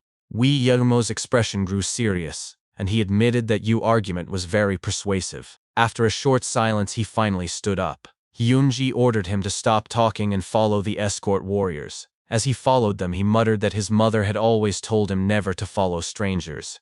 Yunji reassured him that it was fine, insisting that the men were trustworthy, that their status was legitimate, and that there was nothing to worry about. Wei Yunho still looked reluctant but followed nonetheless. A short while later, he sat atop the wagon, resting on the goods. He admitted aloud that he had not expected to leave so suddenly, and said he would be going. Standing in front of him, Yunji and her father bid him farewell. Yu Huan told him to take care of himself. Wei Yunho looked at Yunji, who wore a wide grin, and remarked that she seemed very pleased. She answered with amusement, asking if it was that obvious. Wei Yunho turned to the escort warrior and instructed them to depart. As the wagon began moving, he lay down on the baggage but turned his body sideways, glancing one last time at Yunji and Yu Huan. Yunji waved and shouted for him to stay healthy. Annoyed, Wei Yunho yelled back, asking how she could drive him out and then tell him to stay well. Yunji retorted that he should also fix his laziness. Wei Yunho pouted, muttered his reluctant agreement, and waved back at them. Once he had left, Yu Huan turned to his daughter and told her to come inside. She agreed but glanced back one last time at Wei Yunho, who was already in the distance.